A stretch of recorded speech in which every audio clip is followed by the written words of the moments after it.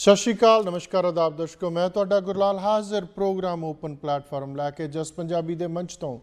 ਦਰਸ਼ਕੋ, news ਚੱਲਦੀਆਂ ਰਹਿੰਦੀਆਂ, ਹੋਰ ਚੀਜ਼ਾਂ ਅਸੀਂ ਇੱਕ ਕੋਈ ਸਪੈਸ਼ਲ ਪੁਆਇੰਟ ਲੈ ਕੇ ਤੁਹਾਡੇ ਰੂਬਰੂ ਹੁੰਨਾ ਮੈਂ ਅੱਜ ਗੱਲ ਕਰਦਾ ਕਿ ਤਿੰਨੇ ਕ੍ਰਿਸ਼ੀ ਕਾਨੂੰਨ ਜਿਹੜੇ ਵਾਪਸ ਲੈ ਲਏ ਗਏ। ਉਸ ਤੋਂ ਬਾਅਦ ਆਪਾਂ ਗੱਲ ਕਰੀਏ ਕਿ ਇਹ ਲਿਆਉਣ ਦੀ ਜ਼ਰੂਰਤ ਕਿਉਂ ਪਈ। ਉਸ ਤੋਂ ਪਹਿਲਾਂ ਜੇ ਗੱਲ ਕਰੀਏ, ਜਦੋਂ ਆਪਣੇ ਪਾਰਟੀਸ਼ਨ ਹੋਇਆ 1947 ਦੀ ਵੰਡ ਹੋਈ ਹੈ, ਉਸ ਤੋਂ ਬਾਅਦ ਉਹ ਕੀਤਾ ਜੇ ਖਾਸ ਗੱਲ ਕਰੀਏ ਤਾਂ ਨਾਰਥ ਇੰਡੀਆ ਦਾ ਜਿਹੜਾ ਪਾਰਟ ਸੀਗਾ ਐਗਰੀਕਲਚਰ ਵਾਸਤੇ ਬੜਾ ਵਧੀਆ ਮੰਨਿਆ ਗਿਆ ਸੀ। ਤੇ ਉਸ ਤੋਂ ਬਾਅਦ ਉਹ 'ਚ ਕੀ ਚੇਂਜਸ ਆਈਆਂ। ਗ੍ਰੀਨ ਰੈਵੋਲੂਸ਼ਨ ਦੀ ਗੱਲ ਕਰ ਲਈਏ ਤੇ ਉਸ ਤੋਂ ਬਾਅਦ MSP ਦਾ ਜਿਹੜਾ ਇਸ਼ੂ ਆ ਇਸ ਟਾਈਮ ਕ੍ਰਿਸ਼ੀ ਕਾਨੂੰਨਾਂ ਤੋਂ ਬਾਅਦ, ਉਹਦੇ ਵਿੱਚ ਹਰਡਲ ਕੀ ਹੈ। ਗੌਰਮੈਂਟ ਉਹਦੇ ਉੱਤੇ ਕਮੇਟੀ ਕਿਉਂ ਬਣਾਉਣਾ ਚਾਹੁੰਦੀ, ਕਿਉਂ ਉਹਨੂੰ ਲਾਅ ਬਣਾਉਣ ਦੇ ਵਿੱਚ ਕੀ ਪ੍ਰੋਬਲਮ ਹੈ। ਇਹਦੇ ਵਿੱਚ ਇਹਨੇ ਜਨਰਲ ਪ੍ਰੋਬਲਮ ਗ੍ਰੀਨ ਰੈਵੋਲੂਸ਼ਨ ਤੋਂ ਬਾਅਦ ਜਿਹੜੀ ਨੁਕਸਾਨ ਕਿਸਾਨਾਂ ਨੂੰ ਹੋਇਆ, ਉਹ ਆਪਾਂ ਕਿੱਥੇ ਸਟੈਂਡ ਕਰਦੇ ਹਾਂ। ਉਸ ਤੋਂ ਬਾਅਦ ਕਿਸਾਨਾਂ ਨੂੰ ਕਿਉਂ ਐਡਾ ਵੱਡਾ ਸਟੈਂਡ ਲੈਣਾ ਪਿਆ ਕਿ ਇਹਨਾਂ ਕ੍ਰਿਸ਼ੀ ਕਾਨੂੰਨਾਂ ਦੇ ਖਿਲਾਫ ਐਡਾ ਵੱਡਾ ਅੰਦੋਲਨ ਚਲਾਉਣਾ ਪਿਆ। ਅਗੇਨ ਫਿਰ MSP ਦੀ ਗੱਲ ਹਾਲੇ ਵੀ ਕਮੇਟੀ ਦੇ ਵਿੱਚ ਪਈ ਆ, ਔਰ ਹੋਰ ਕਿਹੜੇ ਇਸ਼ੂਜ਼ ਹੈ ਉੱਥੋਂ ਤੋਂ ਲੈ ਕੇ ਹੁਣ ਤੱਕ ਤੇ ਅੱਗੇ ਆਉਣ ਵਾਲੇ ਸਾਲਾਂ ਦੇ ਵਿੱਚ ਕੀ ਜਿਹੜੇ ਪ੍ਰੋਬਲਮਸ ਕਿਸਾਨਾਂ ਨੂੰ ਆ ਸਕਦੀਆਂ, ਜਾਂ ਕੀ ਪ੍ਰੋਬਲਮਸ ਜਿਹੜੀਆਂ ਗੌਰਮੈਂਟਸ ਤੇ ਕਿਸਾਨਾਂ ਦੇ ਵਿੱਚ ਹੋਰ ਹੋ ਸਕਦੀਆਂ, ਜਾਂ ਕੁਛ ਇਹੋ ਜਿਹੀਆਂ ਚੀਜ਼ਾਂ ਜਿਹੜੀਆਂ ਆਪਾਂ ਲਿਆ ਕੇ ਕਿਸਾਨ ਵੀ ਲਿਆ ਕੇ ਤੇ ਗੌਰਮੈਂਟ ਵੀ ਐਗਰੀ ਹੋ ਕੇ ਇੱਕ ਖੁਸ਼ਹਾਲੀ ਵੱਲ ਦੇਸ਼ ਵੱਧ ਸਕਦਾ, ਔਰ ਕਿਸਾਨ ਮਜ਼ਦੂਰ ਦੋਨੋਂ ਖੁਸ਼ਹਾਲੀ ਵੱਲ ਵੱਧ ਸਕਦੇ। ਇਹਨਾਂ ਸਾਰੀਆਂ ਗੱਲਾਂ ਤੇ ਝਾਤ ਪਾਉਣ ਨੂੰ ਸਾਡੇ ਨਾਲ ਬਣੇ ਹੋਏ ਨੇ ਮਾਣਯੋਗ ਡਾਕਟਰ ਇਸ਼ਪਾਲ ਸਿੰਘ ਬਾਜਵਾ ਜੀ, ਸ਼ਿਕਾਗੋ ਤੋਂ ਉਚੇਚੇ ਤੌਰ ਤੇ। ਡਾਕਟਰ ਸਾਹਿਬ, ਬਹੁਤ ਬਹੁਤ ਸਵਾਗਤ ਜੀ ਪ੍ਰੋਗਰਾਮ ਓਪਨ ਪਲੇਟਫਾਰਮ ਜਸ ਪੰਜਾਬੀ ਦੇ ਮੰਚ ਤੇ। ਤੁਹਾਡਾ ਕੀ ਹਾਲ ਹੈ? ਹਾਂਜੀ, ਠੀਕ ਹੈ ਜੀ। ਸਤਿ ਸ੍ਰੀ ਅਕਾਲ ਗੁਰਲਾਲ ਜੀ, ਤੁਹਾਨੂੰ ਵੀ ਤੇ ਤੁਹਾਡੇ ਸਾਰੇ ਦਰਸ਼ਕਾਂ ਨੂੰ। ਜੀ ਸਤਿ ਸ਼੍ਰੀ ਅਕਾਲ ਬਾਜਵਾ ਸਾਹਿਬ। ਇਨ ਜਨਰਲ ਜੇ ਆਪਾਂ ਗੱਲ ਕਰੀਏ, ਜਿਹੜਾ ਆਪਾਂ ਅੱਜ ਪੁਆਇੰਟ ਲੈ ਕੇ ਆਏ ਹਾਂ ਕਿ 1947 ਦੀ ਵੰਡ ਤੋਂ ਬਾਅਦ ਆਪਾਂ ਬਹੁਤ ਇਹ ਗੱਲਾਂ ਮੰਨਦੇ ਹਾਂ ਕਿ ਜ਼ਿਆਦਾ ਉਪਜਾਊ ਜਿਹੜਾ ਪੰਜਾਬ ਦਾ ਹਿੱਸਾ ਹੈ ਉਹ ਲਹਿੰਦੇ ਪੰਜਾਬ ਵੱਲ ਚਲਾ ਗਿਆ। ਉਸ ਤੋਂ ਬਾਅਦ ਜੋ ਚੜ੍ਹਦਾ ਪੰਜਾਬ ਸੀ ਉਹਦੇ ਵਿੱਚ ਕਿੱਦਾਂ ਆਪਾਂ ਨੂੰ ਪ੍ਰੋਬਲਮਸ ਆਈਆਂ, ਜਿਹੜੀਆਂ ਕਣਕ ਬਾਹਰੋਂ ਮੰਗਵਾਉਣੀ ਪੈਂਦੀ ਸੀ ਪੂਰੇ ਦੇਸ਼ ਲਈ। ਉਸ ਤੋਂ ਬਾਅਦ ਹਰਿਤ ਕ੍ਰਾਂਤੀ ਆਈ, ਭਾਖੜਾ ਡੈਮ ਬਣਿਆ। ਉਸ ਤੋਂ ਬਾਅਦ ਜੋ ਵੀ ਸਾਧਨ ਉਸ ਵਕਤ ਦੀ ਸਰਕਾਰ ਨੇ ਉਪਲਬਧ ਕਰਾਏ ਤਾਂ ਆਪਾਂ ਬਹੁਤ ਵਧੀਆ ਫਸਲ ਉਪਜਾਉਣ 'ਚ ਕਾਮਯਾਬ ਰਹੇ। ਫਿਰ ਬਾਅਦ 'ਚ ਕੀ ਪ੍ਰੋਬਲਮਸ ਆਈਆਂ, ਔਰ ਉਸ ਤੋਂ ਬਾਅਦ ਜੇ ਹੁਣ ਆਪਾਂ ਕਰੰਟ ਸਿਚੁਏਸ਼ਨ 'ਤੇ ਆਈਏ ਤਾਂ ਤਿੰਨ ਕਾਨੂੰਨ ਗੌਰਮੈਂਟ ਨੂੰ ਹੋ ਸਕਦਾ ਕਿਤੇ ਨਾ ਕਿਤੇ ਕੋਈ ਫਾਇਦੇਮੰਦ ਚੀਜ਼ ਹੋਵੇ ਉਹਨਾਂ 'ਚ, ਜਿਹੜੀ ਚੇਂਜ ਕਰਵਾ ਲੈਣੀ ਚਾਹੀਦੀ ਸੀ ਜਾਂ ਨਹੀਂ ਕਰਵਾ ਲੈਣੀ ਚਾਹੀਦੀ, ਉਹ ਬਾਅਦ ਦੀਆਂ ਗੱਲਾਂ ਨੇ। ਫਿਰ ਹਰਿਤ ਕ੍ਰਾਂਤੀ 'ਤੇ ਵੀ ਗੱਲ ਕਰਾਂਗੇ ਤੇ MSP 'ਤੇ ਜਿਹੜੀ ਹਲੇ ਇਨ ਜਨਰਲ ਗੱਲ ਕਰਦੇ ਹਾਂ ਕਿ ਲਾਅ ਬਣਾਉਣ 'ਚ ਕੀ ਹਰਡਲ ਹੈ ਤੇ ਕਿਉਂ ਕਮੇਟੀ ਕਿਉਂ ਬਣਾਈ, ਕਿਉਂ ਸਿੱਧਾ ਲਾਅ ਕਿਉਂ ਨਹੀਂ ਬਣਾ ਦਿੱਤਾ ਗਿਆ। ਜੀ ਬਾਜਵਾ ਸਾਹਿਬ, ਕੀ ਕਹਿਣਾ ਚਾਹੋਗੇ? ਹਾਂਜੀ ਗੁਰਲਾਲ ਜੀ, ਜਿਵੇਂ ਤੁਸੀਂ ਦੱਸਿਆ ਭੂਮਿਕਾ ਸਾਰੀ ਔਰ ਦਰਸ਼ਕਾਂ ਨੂੰ ਪਿਛਲੇ 1 ਸਾਲ ਤੋਂ ਕਾਫੀ ਵਾਕਫ ਹੈ। ਅੱਜ ਸਾਡਾ ਜਿਹੜਾ ਮਕਸਦ ਹੈ ਆਪਣੀ ਇਸ ਸੈਗਮੈਂਟ ਦਾ, ਅਸੀਂ ਅੱਜ ਸਭ ਕੁਝ ਸਮਰਾਈਜ਼ ਕਰਕੇ, ਕੰਸਾਈਜ਼ ਕਰਕੇ ਕੀ ਹੋਇਆ, ਕਿਵੇਂ ਚੱਲਿਆ, ਗਾਂ ਕੀ ਹੋ ਸਕਦਾ। ਸੋ ਆਪਾਂ ਅੱਜ ਉਧਰ ਨੂੰ ਚੱਲਦੇ ਹਾਂ। ਜਿਵੇਂ ਤੁਸੀਂ ਦੱਸਿਆ ਵੀ ਸੰਨ 47 ਚ ਇੰਡੀਆ ਡੈਫੀਸ਼ੀਐਂਟ ਸੀਗਾ ਫੂਡ ਦੇ ਵਿੱਚ, ਪਰ ਉਹ 60-62 ਤੱਕ 63 ਤੱਕ ਬਾਹਰੋਂ ਮੰਗਾਉਂਦੇ ਸੀ। ਫਿਰ 62 ਦੇ ਵਿੱਚ ਇਹ ਪਲੈਨਿੰਗ ਹੋਈ ਬਈ ਇੰਡੀਆ ਨੂੰ ਫੂਡ ਇਨਫ ਗਰੋ ਕਰਨ ਦੀ ਲੋੜ ਪਈ ਵੀ ਕਿੰਨੀ ਕੁ ਦੇਰ ਹੋਰ ਆਪਾਂ ਮੰਗਾਉਂਦੇ ਰਹਾਂਗੇ। ਆਬਾਦੀ ਵੀ ਵਧਣ ਲੱਗ ਗਈ। ਫਿਰ ਉਹਦੇ ਨਾਲ ਕੀ ਹੋਇਆ ਵੀ 1962 ਦੇ ਵਿੱਚ ਬਹੁਤ ਇੱਕ ਮੈਸਿਵ ਸਕੇਲ ਤੇ ਇਹ ਪ੍ਰੋਜੈਕਟ ਸ਼ੁਰੂ ਹੋਇਆ, ਪਰ ਇਹ ਯੂਨਾਈਟਿਡ ਸਟੇਟਸ ਐਗਰੀਕਲਚਰ ਏਡ ਦੇ ਨਾਲ ਇਹ ਸ਼ੁਰੂ ਹੋਇਆ, ਜਿਹਦੇ ਵਿੱਚ ਇਹ ਸੀ 3 ਉਹਨਾਂ ਦੀਆਂ ਰਿਕੁਆਇਰਮੈਂਟ ਸੀਗੀਆਂ ਵੀ ਇੱਕ ਤਾਂ ਤੁਸੀਂ ਐਜੂਕੇਸ਼ਨ ਡਿਵੈਲਪ ਕਰੋ ਐਗਰੀਕਲਚਰ ਦੀ। ਜਦੋਂ ਅਸੀਂ ਐਗਰੀਕਲਚਰ ਕਹਾਂਗੇ ਅੱਜ, ਇਹਦੇ ਵਿੱਚ ਲਾਈਫ ਸਟਾਕ ਤੇ ਐਗਰੀਕਲਚਰ ਇਕੱਠਾ ਹੀ ਹੋਏਗਾ, ਕ੍ਰਾਪਸ। ਔਰ ਇਸ ਤੋਂ ਬਾਅਦ ਉੱਥੋਂ ਤੁਸੀਂ ਟੈਕਨੀਕਲ ਬੰਦੇ ਆਪਣੇ ਬਣਾਓ, ਐਗਰੀਕਲਚਰ ਇੰਸਪੈਕਟਰ, ਸਾਇੰਟਿਸਟ, ਔਰ ਇਹਨਾਂ ਦੀਆਂ ਐਕਸਟੈਂਸ਼ਨ ਐਕਟੀਵਿਟੀਜ਼ ਕਰੋ ਜਾ ਕੇ ਫੀਲਡ ਦੇ ਵਿੱਚ। ਔਰ ਮੇਨ ਏਮ ਇਹੀ ਸੀਗਾ ਵੀ ਗਰੋ ਮੋਰ, ਆਪਣੇ ਟ੍ਰੇਨ ਐਕਸਪਰਟ ਮੋਰ, ਆਪਣੇ ਨਿਊ ਹਾਈਬ੍ਰਿਡ ਸੀਡਸ ਆ ਗਏ, ਉਹਨਾਂ ਨੂੰ ਆਪਣੀ ਸੋਇਲ ਤੇ ਅਡਾਪਟ ਕਰ ਲਿਆ। ਇਵੇਂ ਹੀ ਹਾਈ ਯੀਲਡਿੰਗ ਲਾਈਵ ਸਟਾਕ ਦੀਆਂ ਬਰੀਡਸ ਆ ਗਈਆਂ, ਨਵੇਂ ਫਰਟੀਲਾਈਜ਼ਰ ਆ ਗਏ, ਨਵੇਂ ਐਨੀਮਲ ਫੀਡ ਆ ਗਏ। ਸੋ ਉਹਦੇ ਨਾਲ ਇੰਨੀ ਜ਼ਿਆਦਾ ਡਿਵੈਲਪਮੈਂਟ ਹੋਈ ਕਿ ਪਹਿਲੇ 10 ਸਾਲਾਂ ਦੇ ਵਿੱਚ ਹੀ ਜਿਹੜਾ ਅਨਫ ਫੂਡ ਦਾ ਟਾਰਗੇਟ ਸੀ ਉਹ ਆਪਣਾ ਕੰਟਰੀ ਦਾ ਅਚੀਵ ਹੋ ਗਿਆ। ਪਰ ਮੈਂ ਇਹਨਾਂ ਨੂੰ ਲੱਕਲੀ ਸਾਡੇ ਪਹਿਲਾ ਬੈਚ ਹੈ ਸਾਡਾ PAU ਦਾ ਲੁਧਿਆਣੇ ਦਾ, ਪਰ ਅਸੀਂ ਇਹ ਸਭ ਕੁਝ ਹੁੰਦਾ ਦੇਖਿਆ। ਉੱਥੇ ਅਮਰੀਕਨ ਸਾਇੰਟਿਸਟ ਤੁਰੇ ਫਿਰਦੇ ਦੇਖੇ ਹੈ, ਪੀਸ ਕੋਰ ਵਰਕਰ ਵੇਖਿਆ, ਇੱਕ ਬੜਾ ਜ਼ਿਆਦਾ ਉਤਸ਼ਾਹ ਸੀਗਾ। ਹੂੰ ਪੰਜਾਬ ਦਾ ਸਾਰ ਕੈਂਪਸ ਦਾ ਤਾਂ ਮੈਨੂੰ ਪੱਕਾ ਪਤਾ ਕਿ ਉੱਥੇ ਤਾਂ ਅਸੀਂ ਦੋਨਾਂ 'ਚ ਪੜ੍ਹਦੇ ਰਹੇ। ਤੋਂ ਫਿਰ ਕੀ ਹੋਇਆ ਕਿ 1975 ਤੱਕ ਇਨਫ ਫੂਡ ਸਾਡੇ ਕੋਲ ਹੋ ਗਿਆ। ਉਹਨਾਂ ਦਿਨਾਂ ਵਿੱਚ ਜ਼ਿਮੀਂਦਾਰਾਂ ਵੀ ਉਹ ਵੀ ਖੁਸ਼ ਸੀ। ਇੱਕ ਤਾਂ ਪ੍ਰੋਡਿਊਸ ਵਧੀ ਜਾਂਦੀ ਸੀ, ਪ੍ਰਾਈਸਿਸ ਵੀ ਉਹਨਾਂ ਨੂੰ ਨਾਲ ਨਾਲ ਮਿਲ ਜਾਂਦੀਆਂ ਸੀ। ਹਾਲਾਂਕਿ ਉਹਨਾਂ ਦਿਨਾਂ ਦੇ ਵਿੱਚ ਕੋਈ ਲੀਗਲ MSP ਜਾਂ ਦੂਜੀਆਂ ਚੀਜ਼ਾਂ ਨਹੀਂ ਸੀ, ਪਰ ਫਿਰ ਵੀ ਜ਼ਿਮੀਂਦਾਰ ਖੁਸ਼ਹਾਲ ਹੋ ਗਿਆ। ਉਹਨਾਂ ਦੇ ਘਰ-ਬਾਰ ਬਣ ਗਏ, ਪਿੰਡ ਆਪਣੇ ਪੱਕੇ ਬਣ ਗਏ, ਜਿਹੜਾ ਮੰਡੀ ਟੈਕਸ ਇਕੱਠਾ ਹੋਇਆ, ਸੜਕਾਂ ਬਣ ਗਈਆਂ, ਦੂਜੀਆਂ ਚੀਜ਼ਾਂ ਮੰਡੀਆਂ ਬਣ ਗਈਆਂ, ਔਰ ਸਿਸਟਮ ਆਪਣਾ ਪੰਜਾਬ ਹਰਿਆਣੇ 'ਚ ਬਹੁਤ ਜ਼ਿਆਦਾ ਡਿਵੈਲਪ ਹੋ ਗਿਆ ਜੀ। ਹੁਣ ਇੱਥੋਂ ਆ ਕੇ ਜਦੋਂ ਅਸੀਂ ਦੇਖਦੇ ਹਾਂ ਬਈ ਗਾਂ 80 ਤੋਂ ਬਾਅਦ ਥੋੜੀ ਜਿਹੀ ਜਿਹੜੀ ਗਰੋਥ ਸੀਗੀ ਕ੍ਰਾਪ ਯੀਲਡ ਦੀ, ਉਹ ਸਟੈਗਨੇਟ ਹੋ ਗਈ ਔਰ 90 ਤੱਕ ਆ ਕੇ ਬਿਲਕੁਲ ਉਹਦਾ ਪਲੇਟਿਊ ਹੋ ਗਿਆ। ਇਨਫਲੇਸ਼ਨ ਵੱਧ ਗਈ, ਜਿਹੜੀ ਫਾਰਮਰਸ ਦੀ ਇਨਕਮ ਸੀ ਉਹ ਉਹਦੇ ਨਾਲ ਵਾਰਾ ਨਹੀਂ ਸੀ ਖਾਂਦੀ ਕਾਸਟ ਆਫ ਇਨਪੁਟਸ ਦੇ ਨਾਲ। ਔਰ ਥੋੜਾ ਜਿਹਾ 1991 ਚ ਆਪਣੀ ਫ੍ਰੀ ਮਾਰਕੀਟ ਵੀ ਆ ਗਈ, ਉਹਨੇ ਵੀ ਆਪਣੀ ਐਗਰੀਕਲਚਰ ਨੂੰ ਫਰਕ ਪਾਇਆ। ਕਿਉਂਕਿ ਜਿਹੜਾ ਫ੍ਰੀ ਮਾਰਕੀਟ ਦਾ ਐਕਸਪੈਰੀਮੈਂਟ ਸੀਗਾ ਉਹ ਵੈਸਟ 'ਚ ਪਹਿਲਾਂ ਹੋਇਆ ਸੀ। ਔਰ ਅਗਰ ਵੈਸਟ ਦੇ ਅਸੀਂ ਪਿੱਛੇ ਜਾਈਏ ਤਾਂ ਇਹਨਾਂ ਨੇ ਪਹਿਲਾਂ ਆਪਣੀ ਐਗਰੀਕਲਚਰ ਨੂੰ ਬਹੁਤ ਜ਼ਿਆਦਾ ਡਿਵੈਲਪ ਕੀਤਾ। ਪਹਿਲਾਂ ਉਹ ਡਿਵੈਲਪ ਕਰਕੇ ਮੁੜ ਕੇ ਇੰਡਸਟਰੀਅਲ ਨੂੰ ਤੁਰੇ, ਕਿਉਂਕਿ ਇੰਡਸਟਰੀ ਤਿਆਰ ਸੀਗੀ। ਜਿਹੜਾ ਬੰਦਾ ਐਗਰੀਕਲਚਰ 'ਚੋਂ ਸਰਪਲਸ ਹੁੰਦਾ ਸੀ ਉਹ ਇੰਡਸਟਰੀ 'ਚ ਲੱਗ ਜਾਂਦਾ ਸੀ। ਇੰਡੀਆ ਇੱਥੇ ਥੋੜਾ ਜਿਹਾ, ਮੇਰਾ ਆਪਣਾ ਪਰਸਨਲ ਓਪੀਨੀਅਨ ਹੈ ਵੀ ਅਸੀਂ ਉਹ ਸਿਸਟਮ ਨੂੰ ਥੋੜੀ ਛੇਤੀ ਕੀਤੀ, ਅਸੀਂ ਕੋਈ ਠਹਿਰ ਕੇ ਵੀ ਉਹਨੂੰ ਲਾ ਸਕਦੇ ਸੀ। ਹੁਣ ਉਸ ਪਾਲਿਸੀ ਤੱਕ ਅੱਜ ਤੱਕ ਵੀ 1990 ਤੋਂ ਲੈ ਕੇ ਅੱਜ ਤੱਕ ਕਦੀ ਐਗਰੀਕਲਚਰ ਨੂੰ ਇੱਕ ਇਕਨੋਮਿਕ ਐਕਟੀਵਿਟੀ ਕਰਕੇ ਨਹੀਂ ਜਾਣਿਆ ਗਿਆ। ਇੱਥੋਂ ਮੇਰਾ ਕਹਿਣ ਦਾ ਇਹ ਭਾਵ ਹੈ ਵੀ ਜੇ 60% ਲੋਕ ਇਹਦੇ 'ਚ ਕੰਮ ਕਰਦੇ ਆ ਕਿ ਇਹਨੂੰ ਬੜੀ ਤਜਵੀਜ਼ ਦੇਣੀ ਚਾਹੀਦੀ ਹੈ, ਪਰ ਇਹਨੂੰ ਕਦੀ ਦੇਖਿਆ ਨਹੀਂ ਗਿਆ। ਇਹਨੇ ਸਿਰਫ ਦੋ ਹੀ ਪਰਪਸ ਸਾਲਵ ਕੀਤੇ ਕੰਟਰੀ ਦੇ। ਇੱਕ ਤਾਂ ਇਹਨੇ ਰਾ ਮਟੀਰੀਅਲ ਇੰਡਸਟਰੀ ਨੂੰ ਦਿੱਤਾ ਔਰ ਦੂਜਾ ਇਹਨੇ ਚੀਪ ਫੂਡ ਗਵਰਨਮੈਂਟ ਵਾਸਤੇ ਕੰਜ਼ਿਊਮਰ ਨੂੰ ਦਿੱਤਾ ਹੈ। ਉਹਨਾਂ ਨੇ ਆਪਣੀ ਇੱਥੇ ਵੋਟ ਪੋਲਿਟਿਕਸ ਜਿਹੜੀ ਹੈ ਉਹ ਪੂਰੀ ਰੱਜ ਕੇ ਖੇਡੀ ਹੈ ਪਿਛਲੇ 70 ਸਾਲ, ਕੋਈ ਵੀ ਸਟੇਟ ਹੋਵੇ ਕਿਤੇ ਵੀ ਹੋਏ। ਹੁਣ ਇਹਨਾਂ ਜਦੋਂ ਅਸੀਂ ਸਾਰੀਆਂ ਚੀਜ਼ਾਂ ਨੂੰ ਦੇਖਦੇ ਹਾਂ ਬਈ ਇਹ ਜਿਹੜੀ ਇਹਦੀ ਲੋੜ ਤਾਂ ਇਹਦੀ ਬਹੁਤ ਸੀਗੀ, ਇਹਨੂੰ ਆਪਾਂ ਵਿਊ ਕਦੀ ਕੀਤਾ ਨਹੀਂ। ਫਿਰ ਇਹ ਹੈ ਕਿ ਫਾਰਮਰਸ ਦੀ ਜਿਹੜੀ ਇਨਕਮ ਸੀਗੀ ਉਹ ਜਦੋਂ ਘਟਣ ਲੱਗੀ, ਉਹ ਪਿਛਲੇ 20 ਸਾਲਾਂ ਤੋਂ ਤਾਂ ਉਹ ਬਹੁਤ ਖੁੱਲ੍ਹ ਕੇ ਇਹਦੀ ਬਾਬਤ ਐਜੀਟੇਟ ਕਰਦੇ ਸੀ, ਪ੍ਰੋਟੈਸਟ ਕਰਦੇ ਸੀ, ਲੈਟਰ ਲਿਖ ਕੇ ਗਵਰਨਮੈਂਟ ਨੂੰ ਦਿੰਦੇ ਸੀ, ਕੋਈ ਸੁਣਾਈ ਨਹੀਂ ਹੋਈ। ਪਰ ਐਕਚੁਅਲੀ ਉਹ ਉਦੋਂ ਪਹਿਲਾਂ 20 ਸਾਲ ਵੀ ਲੇਟ 80s ਤੋਂ 2000 ਤੱਕ ਵੀ ਕਰਦੇ ਸੀ। ਹੁਣ ਆਪਾਂ ਇਹ ਦੇਖਣਾ ਹੈ ਵੀ ਐਕਚੁਅਲੀ ਇਹ 'ਚ ਹੈ ਕੀ ਹੈ, ਵੀ ਵਾਕਿਆ ਕੋਈ ਫਾਰਮਰਸ ਦੀ ਗੱਲ ਠੀਕ ਵਾਰਾ ਖਾਂਦੀ ਹੈ। ਐਗਜ਼ਾਮਪਲ ਇੱਕ ਹੈ ਕਿ 1970 ਦੇ ਵਿੱਚ ਕਣਕ ਦੀ 1 ਕੁਇੰਟਲ ਦੀ ਕੀਮਤ ਜਿਹੜੀ ਸੀ ਉਹ ਸੀਗੀ 76 ਰੁਪਏ, 76 ਰੁਪਏ ਪ੍ਰਤੀ ਕੁਇੰਟਲ। ਔਰ 2015 ਚ ਉਹਦੀ ਕੀਮਤ ਹੋ ਗਈ 1426 ਰੁਪਏ ਕੁਇੰਟਲ ਦੀ। ਉਹ ਕੋਈ 19 ਤੋਂ 20 ਟਾਈਮ ਉਹਦੀ ਕੀਮਤ ਵਧੀ। ਪਰ ਜੇ ਅਸੀਂ ਇਸੇ ਟਾਈਮ 'ਚ ਦੂਜਾ ਦੇਖੀਏ, ਗਵਰਨਮੈਂਟ ਮੁਲਾਜ਼ਮਾਂ ਦੀ ਤਨਖਾਹ ਬੇਸਿਕ ਪੇ 150%।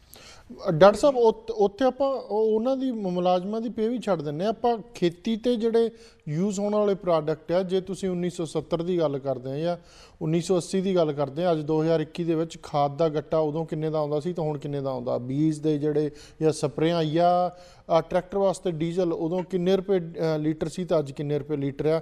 ਜੇ ਉਹ ਰੈਸ਼ੋ ਕੰਪੇਅਰ ਕਰੀਏ ਤਾਂ ਵਾਕਈ ਕਿਸਾਨ ਘਾਟੇ 'ਚ ਆ। ਕਿਉਂਕਿ ਜਿਵੇਂ ਤੁਹਾਨੂੰ ਪਹਿਲਾਂ ਦੱਸਿਆ ਬਈ ਇਨਫਲੇਸ਼ਨ ਦੇ ਨਾਲ ਇਹਨੂੰ ਟਾਈ ਨਹੀਂ ਕੀਤਾ ਗਿਆ ਜੀ, ਕਿਉਂਕਿ ਜਦੋਂ ਫਰਟੀਲਾਈਜ਼ਰ ਦੀ ਡਿਮਾਂਡ ਬਹੁਤ ਹੋ ਗਈ ਜੀ ਉਹਨਾਂ ਲੋਕਾਂ ਨੇ ਵੀ ਕੀਮਤਾਂ ਵਧਾਤੀਆਂ, ਡੀਜ਼ਲ ਦੀਆਂ ਕੀਮਤਾਂ ਵੱਧ ਗਈਆਂ, ਮਸ਼ੀਨਰੀ ਨਵੀਂ ਆਈ, ਉਹਦੀਆਂ ਕੀਮਤਾਂ ਵੱਧ ਗਈਆਂ। ਬੇਸ਼ੱਕ ਗਵਰਨਮੈਂਟ ਕੁਝ ਨਾ ਕੁਝ ਸਬਸਿਡੀ ਦਿੰਦੀ ਸੀ, ਪਰ ਉਹ ਪੂਰੀ ਵਾਰਾ ਨਹੀਂ ਸੀ ਖਾਂਦੀ। ਹੁਣ ਉਹ ਜਿਹੜੀਆਂ ਫਿਰ EMPLOYEES ਦੀਆਂ ਤਾਂ ਵੱਧਦੀਆਂ ਗਈਆਂ, ਉਹਨਾਂ ਨੂੰ ਹਾਊਸ ਰੈਂਟ ਵੀ ਮਿਲਣੇ, ਟਰੈਵਲ ਅਲਾਊਂਸ ਵੀ ਮਿਲਣਾ, ਮੈਡੀਕਲ ਅਲਾਊਂਸ ਵੀ ਮਿਲਣਾ। ਜ਼ਿਮੀਂਦਾਰ ਨੇ ਤਾਂ ਆਪਣਾ ਸਭ ਕੁਝ ਉਹ ਜੋ ਉਹਨੂੰ ਉੱਥੋਂ ਬਚਦਾ ਉਹ 'ਚ ਉਹਨੇ ਕਰਨਾ। ਰਾਈਟ। ਸੋ ਇਸ ਕਰਕੇ ਫਾਰਮਰਸ ਨੇ ਅੱਗੇ ਉਹ ਕਰਦੇ ਰਹੇ ਤੇ 2000 ਦੇ ਵਿੱਚ ਜਾ ਕੇ ਜਦੋਂ ਇਹ ਸਿਚੁਏਸ਼ਨ ਬਹੁਤ ਹੀ ਗਹਿਰੀ ਹੋ ਗਈ, ਗੰਭੀਰ ਹੋ ਗਈ, ਤਾਂ ਉਦੋਂ 2004 ਚ ਸਵਾਮੀਨਾਥਨ ਕਮਿਸ਼ਨ ਬਣਿਆ, ਜਿਹਨੂੰ ਅਸੀਂ ਹੁਣ ਸਵਾਮੀਨਾਥਨ ਰਿਪੋਰਟ ਕਹਿੰਦੇ ਹਾਂ। ਉਹਨਾਂ ਨੇ ਕੀ ਕੀਤਾ ਵੀ ਉਹਨਾਂ ਨੇ ਜਦੋਂ ਮੀਟਿੰਗ ਕਰਕੇ ਜਿਹੜੀ ਉਹ CACP ਹੈ, ਜਿਹੜਾ commission of agriculture cost and price, ਉਹਨਾਂ ਨੇ ਇੱਕ ਰਿਕਮੈਂਡੇਸ਼ਨ ਦੇ ਦਿੱਤੀ ਉਹਨਾਂ ਨੇ ਕੀਤਾ ਵੀ A2 ਜਿਹੜੇ ਤੁਸੀਂ ਗੱਲ ਕੀਤੀ ਫਰਟੀਲਾਈਜ਼ਰ ਹੋਰ ਚੀਜ਼ਾਂ ਮਸ਼ੀਨਰੀ ਜਿਹੜੇ ਉਹਨਾਂ ਦੇ ਇਨਪੁਟ ਖਰਚ ਪਲੱਸ ਜਿਹੜੀ ਕੋਈ ਫੈਮਿਲੀ ਲੇਬਰ ਘਰ ਪ੍ਰਤੀ ਉਹਨਾਂ ਨੇ ਏਕੜ ਦੇ ਹਿਸਾਬ ਨਾਲ ਕਰਕੇ ਐਡਜਸਟ ਕੀਤਾ ਪਰ ਉਹਦੇ ਵਿੱਚ 50% ਜਿਹੜਾ ਹੋਰ ਸੀਗਾ ਉਹ ਐਡ ਕੀਤਾ ਵੀ ਇਹਨਾਂ ਨੂੰ ਦਿੱਤਾ ਜਾਏ ਪਰ ਦੇਖੋ ਉਹ ਜਿਹੜੀ ਰਿਪੋਰਟ ਬਣ ਗਈ ਉਹ ਯੂਪੀਏ ਦੀ ਗਵਰਨਮੈਂਟ ਰਹੀ ਮਨਮੋਹਨ ਸਿੰਘ ਸੋਨੀਆ ਗਾਂਧੀ 10 ਸਾਲ ਰਹੇ 2004 ਤੋਂ 2014 ਤੱਕ ਉਹਨਾਂ ਨੇ ਉਹ ਬਿਲਕੁਲ ਨਹੀਂ ਇੰਪਲੀਮੈਂਟ ਕੀਤੀ 2014 ਚ ਜਦੋਂ ਜਨਰਲ ਇਲੈਕਸ਼ਨ ਹੋਈ ਤੇ ਜਿਹੜੀ ਹੁਣ ਬੀਜੇਪੀ ਐਨਡੀਏ ਜਿਹਨੂੰ ਆਪਾਂ ਕਹਿ ਦਿੰਦੇ ਉਹ ਜਦੋਂ ਗਵਰਨਮੈਂਟ ਆਈ ਉਹਨਾਂ ਨੇ ਕਿਹਾ ਜੀ ਅਸੀਂ ਤੁਹਾਡੀ MSP ਦੇਾਂਗੇ ਇਸ ਨਾਰੇ ਤੇ ਉਹ ਗਵਰਨਮੈਂਟ ਜਿੱਤ ਗਈ ਪਰ ਐਕਚੁਅਲੀ ਕੀਤਾ ਉਹਨਾਂ ਕੁਝ ਨਹੀਂ ਉਹਨਾਂ 2014 ਚ MSP ਤੇ ਇੱਕ ਹੋਰ ਕਮੇਟੀ ਬਾਤੀ ਕਿਉਂਕਿ ਫਾਰਮਰ ਕਹਿੰਦੇ ਸੀ ਇਹ ਤਾਂ ਹੁਣ ਫਾਰਮੂਲਾ ਪੁਰਾਣਾ ਹੋ ਗਿਆ ਇਹਨੂੰ ਤੁਸੀਂ ਰੀਟੂਲ ਕਰੋ ਜਦੋਂ ਉਹਦਾ ਹਿਸਾਬ ਕਿਤਾਬ ਲਾਇਆ ਸ਼ਾਂਤਾ ਕੁਮਾਰ ਕਮੇਟੀ ਨੇ ਉਹਨੇ ਇੱਕ ਬੜਾ ਚੰਗਾ ਕੰਮ ਕੀਤਾ A2 ਤੇ ਫੈਮਿਲੀ ਲੇਬਰ ਦੇ ਵਿੱਚ ਉਹਨਾਂ ਨੇ C2 ਐਡ ਕੀਤੀ C2 ਇਹ ਮਤਲਬ ਹੈ ਵੀ ਤੁਹਾਡੀ ਜ਼ਮੀਨ ਦਾ ਰੈਂਟ ਤੇ ਤੁਹਾਡੇ ਕੈਪੀਟਲ ਤੇ ਰੈਂਟ ਵੀ ਤੁਹਾਡੀ ਮਸ਼ੀਨਰੀ ਹੈ ਟਿਊਬਵੈੱਲ ਲੱਗਾ ਹੈ ਤੁਹਾਡੇ ਜ਼ਮੀਨ 10 ਏਕੜ ਇਨਵੈਸਟ ਹੈ ਕਿਸੇ ਦੀ 5 ਏਕੜ ਅੱਛਾ ਉਹ ਜਦੋਂ ਉਹਦੀ ਰਿਕਮੈਂਡੇਸ਼ਨ ਗਈ ਉਹ ਬੀਜੇਪੀ ਨੇ 2017 ਚ ਉਹਨੂੰ ਬਿਲਕੁਲ ਹੀ ਨਾ ਕਰਤਾ ਉਹ ਕਹਿਣ ਲੱਗੇ ਵੀ ਸਾਡੇ ਕੋਲ ਤਾਂ ਉਹਨੂੰ ਫੰਡ ਹੀ ਹੈ ਨਹੀਂ ਉਹ 2017 ਚ ਫੰਡ ਦੀ ਨਾ ਕਰਕੇ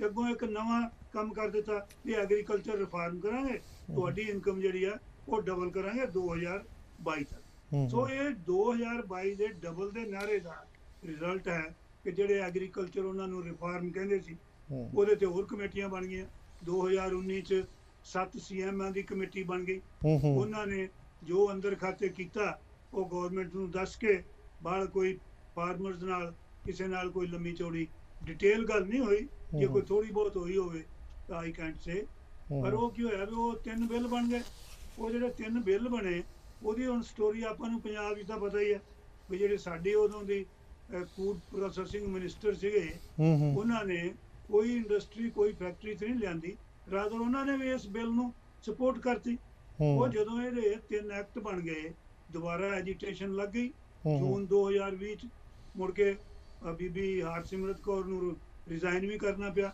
ਪਰ ਰਿਜ਼ਾਈਨ ਤੋਂ ਪਹਿਲਾਂ ਉਹਨਾਂ ਨੇ ਆਪਣੇ ਜਿਹੜੇ ਤਿੰਨੇ ਬਾਦਲ ਸਾਹਿਬ ਸੀਗੇ ਆਪਣੇ ਵੱਡੇ ਉਹਨਾਂ ਦੇ ਸਾਹਿਬਜ਼ਾਦੇ ਔਰ ਉਹਨਾਂ ਦੀ ਜਿਹੜੀ ਡਾਕਟਰ ਇਨ ਲਾ ਸੀ ਫੀਲਡ ਦੇ ਵਿੱਚ ਔਨ ਰੈਕੋਰਡ ਹੈ ਕਿ ਉਹ ਕਹਿੰਦੇ ਰਹੇ ਵੀ ਇਹ ਬਿੱਲ ਬਹੁਤ ਚੰਗੇ ਆ ਇਹਨਾਂ ਨੂੰ ਟਾਈਮ ਤਾਂ ਦਿਓ ਪਰ ਐਨੀਵੇ ਫਾਰਮਰਸ ਨੇ ਐਕਸਪਰਟ ਦੇ ਨਾਲ ਲੱਗ ਕੇ ਇਹ ਐਜੀਟੇਸ਼ਨ 13 ਮਹੀਨੇ ਆਪਣੇ ਲੱਗੀ ਰਹੀ ਹੈ ਆਪਾਂ ਸਭ ਨੂੰ ਪਤਾ ਔਰ ਫਿਰ ਆਲਾ ਫਿਰ ਸਡਨ ਜਦੋਂ ਬੀਜੇਪੀ ਨੂੰ ਕੁਛ ਤਾਂ ਵੈਸਟ ਬੰਗਾਲ ਚ ਹਾਰੇ ਉਦੋਂ ਬਾਅਦ 22 ਇਲੈਕਸ਼ਨਾਂ ਚ ਨਾਰਥ ਇੰਡੀਆ ਚ ਸਪੈਸ਼ਲੀ ਯੂਪੀ ਹਰਿਆਣਾ ਹਿਮਾਚਲ ਪ੍ਰਦੇਸ਼ ਜਦੋਂ ਉਹ ਹਾਰੇ ਤਾਂ ਆਲਾ ਫਿਰ ਸਡਨ ਪਹਿਲਾਂ ਤਾਂ ਉਹ ਆਪਣਾ ਲਾਂਘਾ ਖੋਲ ਦਿੱਤਾ 5-7 ਦਿਨ ਪਹਿਲਾਂ 19 ਤਰੀਕ ਤੋਂ ਤੇ ਮੁੜ ਕੇ 19 ਤਰੀਕ ਨੂੰ ਬਾਬਾ ਗੁਰੂ ਨਾਨਕ ਦੇਵ ਜੀ ਦੇ ਬਰਥਡੇ ਤੇ ਉਹ ਇੱਕ ਅਨਾਉਂਸਮੈਂਟ ਕਰ ਪਰ ਉਹ ਜਿਹੜੀ ਅਨਾਉਂਸਮੈਂਟ ਕੀਤੀ ਆ ਬੜੀ ਅੱਛੀ ਹੈ ਮੈਂ ਉਹਨਾਂ ਨੂੰ ਗਵਰਨਮੈਂਟ ਨੂੰ ਇਸ ਗੱਲ ਦਾ ਕ੍ਰੈਡਿਟ ਦੇਣਾ ਪਰ ਜਿਵੇਂ ਉਹਨਾਂ ਨੇ ਉਹਨੂੰ ਐਕਸਪਲੇਨ ਕੀਤਾ ਆ ਕੇ ਉਹ ਐਂ ਲੱਗਦਾ ਉਹ ਹਾਲੇ ਵੀ ਨਹੀਂ ਇਹਨੂੰ ਮੰਨਦੇ ਵੀ ਵਾਕਈ ਅਸੀਂ ਕਰਨਾ ਚਾਹੁੰਦੇ ਸੀ ਉਹ ਕਹਿੰਦੇ ਇਹ ਤਾਂ ਪਾਲਿਸੀ ਬਹੁਤ ਚੰਗੀ ਸੀਗੀ ਕੁਝ ਫਾਰਮਰ ਨੂੰ ਅਸੀਂ ਕਨਵਿੰਸ ਨਹੀਂ ਕਰਾ ਸਕੇ ਸਾਡੀ ਕੋਈ ਤਪੱਸਿਆ 'ਚ ਕਮੀ ਰਹਿ ਗਈ ਉਹ ਕਹਿਣ ਦਾ ਇਹ ਮਤਲਬ ਹੈ ਬਈ ਤੁਸੀਂ ਨਾ ਤਾਂ ਕੋਈ ਸਿੰਪਥੀ ਦਿਖਾਈ ਹੈ 700 ਬੰਦੇ ਮਰ ਗਏ ਆ ਉਹਨਾਂ ਨਾਲ ਕੋਈ ਇਹ ਵੀ ਸਿਟੀਜ਼ਨ ਹੈ ਕੰਟਰੀ ਦੇ ਪਰ ਇਹ ਬੜਾ ਵੱਡਾ ਹੈ ਕਿ ਐਗਰੀਕਲਚਰ ਜਿਹੜਾ ਹੈ ਇੱਥੇ ਬਹੁਤ ਬਿਜ਼ਨਸ ਡਿਪੈਂਡੈਂਟ ਹੈ 60% ਲੋਕ ਇਹਦੇ 'ਚ ਇਨਵੋਲਵ ਹੈ ਪਰ ਬੜੀ ਵੱਡੀ ਇੰਡਸਟਰੀ ਹੈ ਐਗਰੀਕਲਚਰ ਇੱਕ ਫੂਡ ਇੱਕ ਐਸੀ ਚੀਜ਼ ਹੈ ਕਿ ਤੁਹਾਨੂੰ ਦਿਹਾੜੀ 'ਚ 3 ਵਾਰੀ ਖਾਣਾ ਪੈਂਦਾ ਜਿੱਥੇ 1.4 ਬਿਲੀਅਨ ਲੋਕ ਰਹਿੰਦੇ ਹੋਣ ਇਹਦਾ ਮਤਲਬ 5.4 ਬਿਲੀਅਨ ਮੀਲਸ ਸਾਡੇ ਕੰਟਰੀ ਨੂੰ ਡੇਲੀ ਚਾਹੀਦੇ ਬਾਕੀ ਤੁਸੀਂ ਦੁੱਧ ਪਾਣੀ ਫਰੂਟ ਸਾਰੇ ਛੱਡ ਦਿਓ ਸੋ ਇਸ ਕਰਕੇ ਇਹਨਾਂ ਦਾ ਬਣਦਾ ਤਾਂ ਬਹੁਤ ਜ਼ਰੂਰੀ ਸੀ ਡਾਕਟਰ ਸਾਹਿਬ ਆਪਾਂ ਨਾ ਇਹ ਆ ਗੱਲਾਂ ਤੁਸੀਂ ਬਹੁਤ ਸੋਹਣੀਆਂ ਕੀਤੀਆਂ ਕਲੀਅਰ ਵੀ ਕੀਤਾ ਆਪਾਂ ਆਉਂਦੇ ਆ ਨੂੰ ਕਿ ਜਿਹੜੀ ਹਰਡਲ ਕੀ ਹੈ ਹੁਣ ਪ੍ਰੋਬਲਮ ਕੀ ਹੈ MSP ਤੇ ਕਮੇਟੀ ਤਾਂ ਬਣ ਜੂਗੀ ਆ ਬਣਾਉਣ ਵਾਲੇ ਨੇ ਤੇ ਉਸ ਤੋਂ ਬਾਅਦ ਗੱਲ ਹੈ ਕਿ ਸਿੱਧਾ ਲਾ ਕਿਉਂ ਨਹੀਂ ਬਣਾਇਆ ਉਹਦੇ ਵਿੱਚ ਸਰਕਾਰ ਦੀ ਕੀ ਮਜਬੂਰੀ ਹੈ ਕੀ ਫੰਡਸ ਦੀ ਕਮੀ ਹੈ ਜਾਂ ਕੀ ਮਤਲਬ ਉਹਦੇ ਵਿੱਚ ਪ੍ਰੋਬਲਮ ਕੀ ਹਰਡਲ ਕੀ ਹੈ ਇਹ ਸਾਰੀਆਂ ਗੱਲਾਂ ਇਹਦੇ ਉੱਤੇ ਆਪਾਂ ਝਾਤ ਮਾਰਾਂਗੇ ਪਰ ਆਪਾਂ ਰੁਕਣਾ ਪੈ ਰਿਹਾ ਇੱਕ ਛੋਟੀ ਜਿਹੀ ਬ੍ਰੇਕ ਲਈ ਦਰਸ਼ਕੋ ਸਾਡੇ ਨਾਲ ਬਣੇ ਹੋਏ ਨੇ ਮਾਣਯੋਗ ਡਾਕਟਰ ਇਸ਼ਪਾਲ ਸਿੰਘ ਬਾਜਵਾ ਬਹੁਤ ਸੋਹਣਾ ਇਲੈਬੋਰੇਟ ਕਰ ਰਹੇ ਨੇ ਪਰ ਆਪਾਂ ਰੁਕਣਾ ਪੈ ਰਿਹਾ ਇੱਕ ਛੋਟੀ ਜਿਹੀ ਬ੍ਰੇਕ ਲਈ ਇੱਦਾਂ ਹੀ ਬਣੇ ਰਹੋ ਜਸ ਪੰਜਾਬੀ ਤੇ ਸਵਾਗਤ ਜੀ ਤੁਹਾਡਾ ਸਾਰਿਆਂ ਦਾ ਫੇਰ ਪ੍ਰੋਗਰਾਮ ਓਪਨ ਪਲੇਟਫਾਰਮ ਜਸ ਪੰਜਾਬੀ ਦੇ ਵਿੱਚ ਤੋਂ ਆਪਾਂ ਬਹੁਤ ਹੀ ਸੋਹਣਾ ਪ੍ਰੋਗਰਾਮ ਲੈ ਕੇ ਤੁਹਾਡੇ ਰੂਬਰੂ ਹੋਏ ਆ ਕਿ ਖੇਤੀ ਦੇ ਵਿੱਚ ਕਿਉਂ ਪ੍ਰੋਬਲਮਾਂ ਆਈਆਂ ਆਮ ਕਿਸਾਨ ਨੂੰ ਤੇ MSP ਕਿਉਂ ਨਹੀਂ ਦੇ ਰਹੀ ਗਵਰਨਮੈਂਟ ਜਾਂ ਉਹਦੇ ਵਿੱਚ ਕਮੇਟੀ ਕਿਉਂ ਸਿੱਧਾ ਲਾ ਕਿਉਂ ਨਹੀਂ ਬਣਾਇਆ ਗਿਆ ਉਹਦੇ ਵਿੱਚ ਕਈ ਤਰ੍ਹਾਂ ਦੀਆਂ ਮਜਬੂਰੀਆਂ ਹੁੰਦੀਆਂ ਉਹਦੇ ਵਿੱਚ ਕੀ ਘੁੰਡੀਆਂ ਨੇ ਸਾਰੀਆਂ ਚੀਜ਼ਾਂ ਸਮਝਾਉਣ ਨੂੰ ਆਪਣਾ ਬਣੇ ਹੋਏ ਮਾਨਯੋਗ ਡਾਕਟਰ ਇਸ਼ਪਾਲ ਸਿੰਘ ਬਾਜਵਾ ਜੀ। ਡਾਕਟਰ ਸਾਹਿਬ ਆਪਾਂ ਬ੍ਰੇਕ ਤੋਂ ਪਹਿਲਾਂ ਗੱਲ ਕਰ ਰਹੇ ਸੀ ਮੇਰਾ ਕੁਐਸਚਨ ਇਹ ਫਿਰ ਉਹੀ ਆ ਕਿ ਹਰਡਲ ਕੀ ਹੈ MSP ਦੇ ਉੱਤੇ ਕਮੇਟੀ ਕਿਉਂ ਸਿੱਧਾ ਲਾ ਕਿਉਂ ਨਹੀਂ ਬਣਾਇਆ ਜਾ ਰਿਹਾ ਉਹਦੇ ਵਿੱਚ ਕੀ ਮਨੀ ਜਾਂ ਫੰਡਸ ਦੀ ਕਮੀ ਹੈ ਜਾਂ ਸਰਕਾਰਾਂ ਦੀ ਹੋਰ ਕੋਈ ਮਜਬੂਰੀ ਬਣ ਜਾਂਦੀ ਹੈ? ਅਜੇ ਗੁਰਲਾਲ ਜੀ ਹੁਣ ਬਿੱਲ ਰਿਪੀਲ ਹੋ ਚੁੱਕੇ ਆ ਜੀ ਇਸ ਟਾਈਮ ਤੇ ਫਾਰਮਰਸ ਦੀਆਂ 5-6 ਡਿਮਾਂਡ ਸਭ ਤੋਂ ਜਿਹੜੀ ਵੱਡੀ ਹੈ ਉਹ ਹੈ ਕਿ legal status to MSP legal status ਤੋਂ ਕੰਪਨਸੇਸ਼ਨ ਫਾਰਮਰ ਮੰਗਦੇ ਆ ਉਹ ਆਪਣੇ ਕਹਿੰਦੇ ਸਾਡੇ ਜਿਹੜੇ ਹੈ ਕੇਸਿਸ ਉਹ ਵੀ ਵਾਪਸ ਲਓ ਇੱਕ ਪਰਾਲੀ ਦਾ ਇਸ਼ੂ ਹੈ ਤੇ ਕੁਝ ਇਲੈਕਟ੍ਰਿਕ ਦਾ ਇਸ਼ੂ। ਹੁਣ ਚਾਰ ਚੀਜ਼ਾਂ ਦੀਆਂ ਤਾਂ ਗਵਰਨਮੈਂਟ ਨੇ ਤਕਰੀਬਨ ਗੱਲਾਂ ਮੰਨ ਲਈਆਂ ਤੇ ਪੰਜਵੀਂ ਤੇ ਉਹਨਾਂ ਨੇ ਇੱਕ ਕਮੇਟੀ ਬਣਾ ਦਿੱਤੀ। ਹੁਣ ਇਹਨੂੰ ਅਸੀਂ ਥੋੜਾ ਜਿਹਾ ਇਸ ਤਰ੍ਹਾਂ ਦੇਖਦੇ ਹਾਂ ਕਿ ਜਿਹੜਾ ਹੁਣ ਇਹ ਮੌਕਾ ਹੈ ਨਾ ਜਿਹੜੇ ਬਿੱਲ ਰਿਪੀਲ ਹੋਏ ਕਿਉਂਕਿ ਐਗਰੀਕਲਚਰ ਤੇ ਬਹੁਤ ਡਿਸਕਸ਼ਨ ਹੋਈ ਇਸ ਮੌਕੇ ਤੋਂ ਗਵਰਨਮੈਂਟ ਨੂੰ ਫਾਇਦਾ ਉਠਾਉਣਾ ਚਾਹੀਦਾ ਔਰ ਕੰਟਰੀ ਵਾਸਤੇ ਇੱਕ ਬਿਲਕੁਲ ਮਾਡਰਨ ਐਗਰੀਕਲਚਰ ਪਾਲਿਸੀ ਬਣਾਉਣੀ ਚਾਹੀਦੀ ਹੈ ਜਿਹਦੇ ਵਿੱਚ ਫੂਡ ਗਰੋਵਰ ਜਿਹੜਾ ਉਹਨੂੰ ਪ੍ਰੋਡਿਊਸ ਕਰਦਾ ਫਾਰਮਰ ਅੱਗੋਂ ਜਿਹੜਾ ਟ੍ਰੇਡਰ ਤੇ ਕੰਜ਼ਿਊਮਰ ਇਹ ਸਾਰੇ ਲਿੰਕ ਕਰਕੇ ਤੇ ਨਾਲ ਇਹਨੂੰ এনवायरमेंट ਦੇ ਨਾਲ ਜੋੜੋ ਕਿ ਤੁਹਾਡਾ এনवायरमेंट ਵੀ ਜਿਹੜਾ ਇੰਨਾ ਖਰਾਬ ਹੋਇਆ ਉਹ ਵੀ ਬਚੇ। ਸੋ ਇਹ ਹੁਣ ਪਾਲਿਸੀ ਜਿਹੜੀ ਬਣਾਉਣੀ ਹੈ ਇਹ ਬਹੁਤ ਜ਼ਰੂਰੀ ਹੈ। ਹੁਣ ਅੱਗੇ ਦੇਖਦੇ ਹਾਂ ਵੀ ਇਹਦੇ ਚ ਅੱਗੇ ਹੁਣ ਕੀ ਹੈ ਵੀ ਵਾਟ ਇਜ਼ ਨੈਕਸਟ ਬਿੱਲ ਤਾਂ ਰਿਪੀਲ ਹੋ ਗਿਆ ਸਭ ਕੁਝ ਹੋ ਗਿਆ ਹੁਣ ਦੇਖਣਾ ਇਹ ਹੈ ਵੀ ਹੁਣ ਜਿਹੜਾ ਫਾਰਮਰ ਹੈ ਵੀ ਉਹਨੇ ਕਿੰਨਾ ਪੈਸਾ ਲੂਜ਼ ਕੀਤਾ ਇੱਥੋਂ ਅਗਰ ਅਸੀਂ ਚੱਲਾਂਗੇ ਤਾਂ ਫਿਰ ਦਰਸ਼ਕਾਂ ਨੂੰ ਗੱਲ ਚੰਗੀ ਸਮਝ ਆਏਗੀ। ਦੇਖੋ ਪਿਛਲੇ 20 ਸਾਲਾਂ 'ਚ ਜਿਹੜੀ ਸਾਡੀ ਜਿਹਨੂੰ ਅਸੀਂ ਸਬਸਿਡੀ ਜਾਂ ਇਨਸੈਂਟਿਵ ਕਹਿੰਦੇ ਆ ਉਹ ਜਿਹੜੀ organisation of economic development corporation ਹੈ ਯੂਨਾਈਟਿਡ ਨੇਸ਼ਨ ਦੀ ਉਹਨੇ ਸਟੱਡੀ ਕੀਤੀ ਹੈ ਕਿ ਜਿਹੜੀ ਇੰਡੀਆ ਦੀ ਜਿਹੜੀ ਇਹ ਪਾਲਿਸੀ ਹੈ ਇਸ ਜਿਹੜੀਆਂ ਡਾਇਰੈਕਟ ਜਾਂ ਜਿਹੜੀਆਂ ਪੋਜ਼ਿਟਿਵ ਸਬਸਿਡੀਜ਼ ਹੈ ਉਹ ਕੋਈ 10.3% ਹੈ ਪਰ ਜਿਹੜੀਆਂ ਇੱਥੇ ਨੈਗੇਟਿਵ ਹੈ ਉਹ ਕੋਈ 17 ਤੋਂ 18% ਹੈ। ਫਿਰ ਉਹਦਾ ਰਿਜ਼ਲਟ ਕੀ ਹੋਇਆ ਵੀ ਨੈਗੇਟਿਵ ਜਿਹੜਾ ਫਾਰਮਰ ਹੈ ਆਏ ਸਾਲ ਅਬਾਊਟ 5.7% ਤੋਂ 6% ਸਾਲ ਦੀ ਇਨਕਮ ਲੂਜ਼ ਕਰ ਰਿਹਾ। ਉਹ 20 ਸਾਲਾਂ ਦਾ ਜੇ ਉਹਨਾਂ ਨੇ ਹਿਸਾਬ ਕਿਤਾਬ ਲੇਖਾ ਜੋਖਾ ਉਹਦਾ ਕੀਤਾ ਹੈ ਤਾਂ ਉਹ 45 ਲੱਖ ਕਰੋੜ ਹੈ। ਹੁਣ 45 ਲੱਖ ਕਰੋੜ ਨੂੰ ਤੁਸੀਂ ਇਸ ਤਰ੍ਹਾਂ ਦੇਖੋ ਕਿ ਗਵਰਨਮੈਂਟ ਆਫ ਇੰਡੀਆ ਦਾ ਜਿਹੜਾ ਬਜਟ ਹੈ ਉਹ ਕੋਈ 35-36 ਲੱਖ ਕਰੋੜ ਦਾ ਹੈ। ਇਹਦਾ ਮਤਲਬ ਹੈ ਪਿਛਲੇ 20 ਸਾਲਾਂ 'ਚ ਫਾਰਮਰ ਤੋਂ ਇੰਨਾ ਘਾਟਾ ਪਿਆ ਕਿ 1.5 ਸਾਲ ਉਹਨਾਂ ਨੇ ਟੋਟਲ ਗਵਰਨਮੈਂਟ ਦਾ ਸਿਸਟਮ ਚਲਾਇਆ। ਇਹ ਇੱਕ ਸਮਝਣ ਵਾਸਤੇ ਹੈ। ਸੋ ਇਸ ਤੋਂ ਅੱਗੇ ਹੁਣ ਚੱਲ ਕੇ ਇਹ ਦੇਖੋ ਵੀ ਜਿਹੜੀ ਗਵਰਨਮੈਂਟ ਹੈ ਉਹ ਚਾਰ ਚੀਜ਼ਾਂ ਕਹਿੰਦੀ ਹੈ ਬਈ ਸਾਡੇ ਵਾਸਤੇ ਇਹਨੂੰ ਲਾ ਬਣਾਉਣਾ ਸਾਨੂੰ ਬੜੀ ਟਰਬਲ ਆਊਗੀ ਇਹ ਲੀਗਲੀ ਵਾਇਬਲ ਇਸ਼ੂ ਨਹੀਂ ਹੈ ਔਰ ਇਹ ਗਵਰਨਮੈਂਟ ਆਫ ਇੰਡੀਆ ਇਹਨੂੰ ਅਫੋਰਡ ਨਹੀਂ ਕਰ ਸਕਦੀ। ਸੋ ਹੁਣ ਇਹ ਤਿੰਨ ਚੀਜ਼ਾਂ ਜਿਹੜੀਆਂ ਪਹਿਲਾਂ ਹੋਇਆ ਕਰਦੀਆਂ ਬਾਕੀ ਹੁਣ ਜਦੋਂ ਕੋਈ ਮੀਟਿੰਗਾਂ ਬੈਠਣਗੀਆਂ ਪਤਾ ਲੱਗੇਗਾ। ਹੁਣ ਆਪਾਂ ਇਹ ਜਿਹੜੀਆਂ ਤਿੰਨੇ ਚਾਰੇ ਚੀਜ਼ਾਂ ਹੈ ਇਹਨਾਂ ਨੂੰ ਹੀ ਦੇਖਣਾ ਕਿਆ ਗਵਰਨਮੈਂਟ ਅਫੋਰਡ ਕਰ ਸਕਦੀ। ਇੱਕ ਤਾਂ ਸਾਡੇ ਡਾਕਟਰ ਸਾਹਿਬ ਇੱਕ ਤਾਂ ਦਰਸ਼ਕਾਂ ਵਾਸਤੇ ਇੱਕ ਵਾਰ ਰਿਪੀਟ ਕਰੋ ਜਿਹੜੇ ਤੁਸੀਂ ਫਿਗਰਸ ਦਿੱਤੇ ਸੀ 45 ਲੱਖ ਕਰੋੜ ਦਾ ਉਹ ਓਵਰ ਦ 1 ਈਅਰ ਦਾ ਫਿਗਰ ਹੈ ਕਿ ਨਹੀਂ ਉਹ 20 ਸਾਲਾਂ ਦਾ 20 ਸਾਲਾਂ ਦਾ ਜੀ ਕਿਉਂਕਿ ਜਿਹੜੀ ਉਹ ਇਹ ਸਿਰਫ ਇੱਕ ਬੇਸ ਤੇ ਹੀ ਕੱਢੀ ਗਈ ਹੈ ਕਿ ਜਿਹੜੀ ਸਬਸਿਡੀ ਦੇ ਨਾਲ ਕਿਉਂਕਿ ਜਿਹੜੀਆਂ ਪੋਜ਼ਿਟਿਵ ਸਬਸਿਡੀ ਹੈ ਪੋਜ਼ਿਟਿਵ ਉਹ ਹੈ ਜਿਵੇਂ ਫਰਟੀਲਾਈਜ਼ਰ ਤੇ ਮਿਲ ਗਈ ਬਿਜਲੀ ਤੇ ਮਿਲ ਗਈ ਪਾਣੀ ਤੇ ਮਿਲ ਗਈ ਔਰ ਮਾਰਕੀਟ ਸਪੋਰਟ ਤੇ ਮਿਲ ਗਈ ਔਰ ਇਨਪੁਟਸ ਤੇ 7.5% ਹੈ ਜਿਹੜੀ ਮਾਰਕੀਟ ਸਪੋਰਟ ਜਿਹਨੂੰ ਅਸੀਂ MSP ਨੂੰ ਸਪੋਰਟ ਕਰਨ ਵਾਸਤੇ ਉਹ ਕੋਈ 2 ਪੁਆਇੰਟ ਕੁਛ ਹੈ ਟੋਟਲ ਪੋਜ਼ਿਟਿਵ 10.3 ਤੇ ਨੈਗੇਟਿਵ ਜਿਹੜੀਆਂ ਮਾਰਕੀਟ ਸਪਰੈਸਿੰਗ ਹੈਗੀਆਂ ਜਿਵੇਂ ਕਿਤੇ ਟੈਕਸ ਲਾ ਲਿਆ ਕਿਤੇ ਕੁਛ ਕਰ ਲਿਆ ਕੁਛ ਹੋਰ ਕਰ ਲਿਆ ਤੇ ਉਹਦੇ ਨਾਲ ਨੈਗੇਟਿਵ ਜਿਹੜਾ ਉਹ 5.7% ਹੈ। ਇਹਦਾ ਇੱਕ ਪੰਜਾਬੀ 'ਚ ਹੋਰ ਵੀ ਇਹਦਾ ਇੱਕ ਕੱਢਿਆ ਜਾ ਸਕਦਾ ਕਿ ਜਿਹੜਾ ਸਾਡਾ ਫਾਰਮਰ ਹੈ ਉਹ ਪਿਛਲੇ 20 ਸਾਲਾਂ ਤੋਂ ਕੰਜ਼ਿਊਮਰ ਦਾ ਜਿਹੜਾ ਫੂਡ ਹੈ ਉਹ 5.7% ਦੇ ਰੇਟ ਨਾਲ ਉਹ ਸਬਸਿਡਾਈਜ਼ ਕਰ ਲਿਆ। ਹੋਣਾ ਉਲਟ ਚਾਹੀਦਾ ਸੀ ਵੀ ਇਹਨੂੰ ਗਵਰਨਮੈਂਟ ਨੂੰ ਕਰਨਾ ਚਾਹੀਦਾ ਸੀ। ਸੋ ਇਹ ਹੈ ਤਾਂ ਹੁਣ ਇਹ ਚੀਜ਼ ਹੈ ਬਈ ਦੇਖਣਾ ਚਾਹੀਦਾ ਹੈ ਵੀ ਹਾਊ ਮਚ ਫਾਰਮਰਸ ਲਾਸਟ, ਉਹ ਆਪਾਂ ਨੂੰ ਦੱਸ ਦਿੱਤਾ। ਹੁਣ ਗਾਂ ਅੱਜ ਦੇ ਦਿਨ ਇਨਕਮ ਕੀ ਹੈ ਫਾਰਮਰ ਅੱਜ ਦੇ ਦਿਨ 'ਚ? ਜਿਹੜਾ ਨੀਤੀ ਆਯੋਗ ਹੈ ਗਵਰਨਮੈਂਟ ਆਫ ਇੰਡੀਆ ਦਾ, ਉਹਨੇ 2011 ਤੋਂ ਲੈ ਕੇ 2016 ਤੱਕ ਇਹ ਜਿਹੜੀ ਇਨਕਮ ਇਹਨਾਂ ਦੀ ਕੱਢੀ ਹੈ, ਉਹ ਐਨੂਅਲ ਰੇਟ ਤੇ 0.5% ਤੋਂ ਵੀ ਘੱਟ ਹੈ। 0.5% ਤੋਂ ਵੀ ਫਾਰਮ ਇਨਕਮ 'ਚ ਗਰੋਥ ਨਹੀਂ ਹੈ। ਔਰ ਜਿਹੜੀ 21 ਦਾ ਡਾਟਾ ਹੈ ਅਪਰੋਕਸੀਮੇਟਲੀ, ਉਹ ਕੱਢਿਆ ਗਿਆ ਕਿ $27 ਦਿਹਾੜੀ ਦੇ 10,000 ਰੁਪਇਆ ਸਾਲ ਦਾ। 27 ਰੁਪਏ ਦਿਹਾੜੀ ਦੇ 10,000 ਰੁਪਇਆ ਸਾਲ ਦਾ ਜੀ। ਹਾਂ, ਇਹ ਕਰਾਪ ਤੋਂ। ਬਾਕੀ ਠੀਕ ਹੈ, ਕਿਸੇ ਨੇ ਕੋਈ ਇੱਕ ਅੱਧਾ ਡੰਗਰ ਰੱਖਿਆ, 2 ਰੱਖੇ ਆ, ਉਹ ਆਪਣਾ ਗੁਜ਼ਾਰਾ ਕਰਨਾ ਬਹੁਤ ਔਖਾ। ਹੁਣ 10,000 ਤੇ ਕਿਆ ਇੱਕ ਫੈਮਿਲੀ ਆ 4 and 5 ਅੱਜ ਦੇ ਦਿਨ 'ਚ ਚੱਲ ਸਕਦੀ ਹੈ? ਸੋ ਹੁਣ ਅੱਗੋਂ ਇਹ ਆਇਆ ਕਿ ਜਿਹੜੀ MSP ਵੀ ਬਣੀ ਸੀ, ਉਹ ਤਾਂ ਸਹੀ ਹਿਸਾਬ 'ਚ ਮਿਲੀ ਨਹੀਂ ਹੈ। ਕਿਉਂਕਿ ਉਹ ਜਿਹੜੇ ਉਹਨਾਂ ਨੇ ਉਹਦੇ ਫਿਗਰ ਕੱਢੇ ਸੀ, ਉਹਨਾਂ ਨੂੰ ਉਹ ਇਕਨੋਮਿਕ ਸਟੈਟਿਸ਼ੀਅਨ ਕਹਿੰਦੇ ਆ, ਵੇਟਡ ਕਾਸਟ। ਉਹ ਵੇਟਡ ਕਾਸਟ ਤੇ ਦੇਣੇ ਬੇਸਿਕ ਪ੍ਰੋਬਲਮ ਤਾਂ ਫਿਰ ਬਜਟ ਤੇ ਹੀ ਆ ਗਈ ਨਾ। ਗਵਰਨਮੈਂਟ ਤਾਂ ਉੱਥੋਂ ਹੀ ਪ੍ਰੋਬਲਮ। ਉਹ ਨਹੀਂ, ਬਜਟ ਹੈਗਾ, ਅਸੀਂ ਅੱਗੇ ਉਹਨੂੰ ਪ੍ਰੂਵ ਕਰਾਂਗੇ ਅੱਜ ਆਪਣੀ ਸੈਗਮੈਂਟ 'ਚ ਵੀ ਗਵਰਨਮੈਂਟ ਕੋਲ ਬਜਟ ਹੈ ਜੀ ਜੀ। ਪਰ ਅਸੀਂ ਅੱਜ ਹਾਲੇ ਤੇ ਦੇਖ ਰਹੇ ਹਾਂ ਵੀ ਕਮੀਆਂ ਕਿੱਥੋਂ ਆ। ਉਹ ਵੇਟਡ ਕਾਸਟ ਤੇ ਦਿੰਦੇ ਰਹੇ ਆ, ਇਹ ਦੇਣੀਆਂ ਚਾਹੀਦੀਆਂ ਸੀ, ਪਰ ਉਹ ਜਿਹੜੀਆਂ ਦਿੱਤੀਆਂ ਗਈਆਂ ਉਹ ਬੇਸਿਕ ਕਾਸਟ ਹੈ, ਉਹ ਵੀ ਪੂਰੀਆਂ ਨਹੀਂ ਦਿੱਤੀਆਂ ਗਈਆਂ ਜਿਵੇਂ ਆਪਾਂ ਪਹਿਲਾਂ ਦੱਸਿਆ। ਹੁਣ ਜਿਹੜੇ 3 ਬਿੱਲ ਸੀਗੇ, ਅਗਰ ਫਾਰ ਐਗਜ਼ਾਮਪਲ ਉਹ ਲੱਗ ਜਾਂਦੇ, ਉਹਨੇ ਦਾ ਸਿਸਟਮ ਬਹੁਤ ਹੀ ਕੰਪਲਿਕੇਟ ਕਰ ਦੇਣਾ ਸੀ। ਇੱਕ ਤਾਂ ਮੰਡੀਆਂ ਡਿਸਮੈਂਟਲ ਹੋ ਜਾਣੀਆਂ ਸੀ, ਬਿਗ ਕਾਰਪੋਰੇਸ਼ਨ ਜਿਹੜੀਆਂ ਉਹ ਮੈਂ ਦਰਸ਼ਕਾਂ ਨੂੰ ਕਲੀਅਰ ਕਰਦਾ, ਮੰਡੀਆਂ ਦਾ ਮਤਲਬ APMC ਮੰਡੀਆਂ, ਜਿਹੜੀ ਐਗਰੀਕਲਚਰ ਪ੍ਰੋਡਕਟ ਜਿਹੜੀਆਂ ਹੁੰਦੀਆਂ ਮਾਰਕੀਟ ਕਮੇਟੀਆਂ, APMC ਮੰਡੀਆਂ ਜਿਹੜੀਆਂ, ਉਹਨਾਂ ਦੀ ਗੱਲ ਕਰ ਰਹੇ ਵੀ ਜੇ ਉਹ ਡਿਜ਼ਾਲਵ ਹੋ ਜਾਂਦੀਆਂ, ਕੋਈ ਪ੍ਰਾਈਵੇਟ ਜਿਹੜਾ ਵੱਡਾ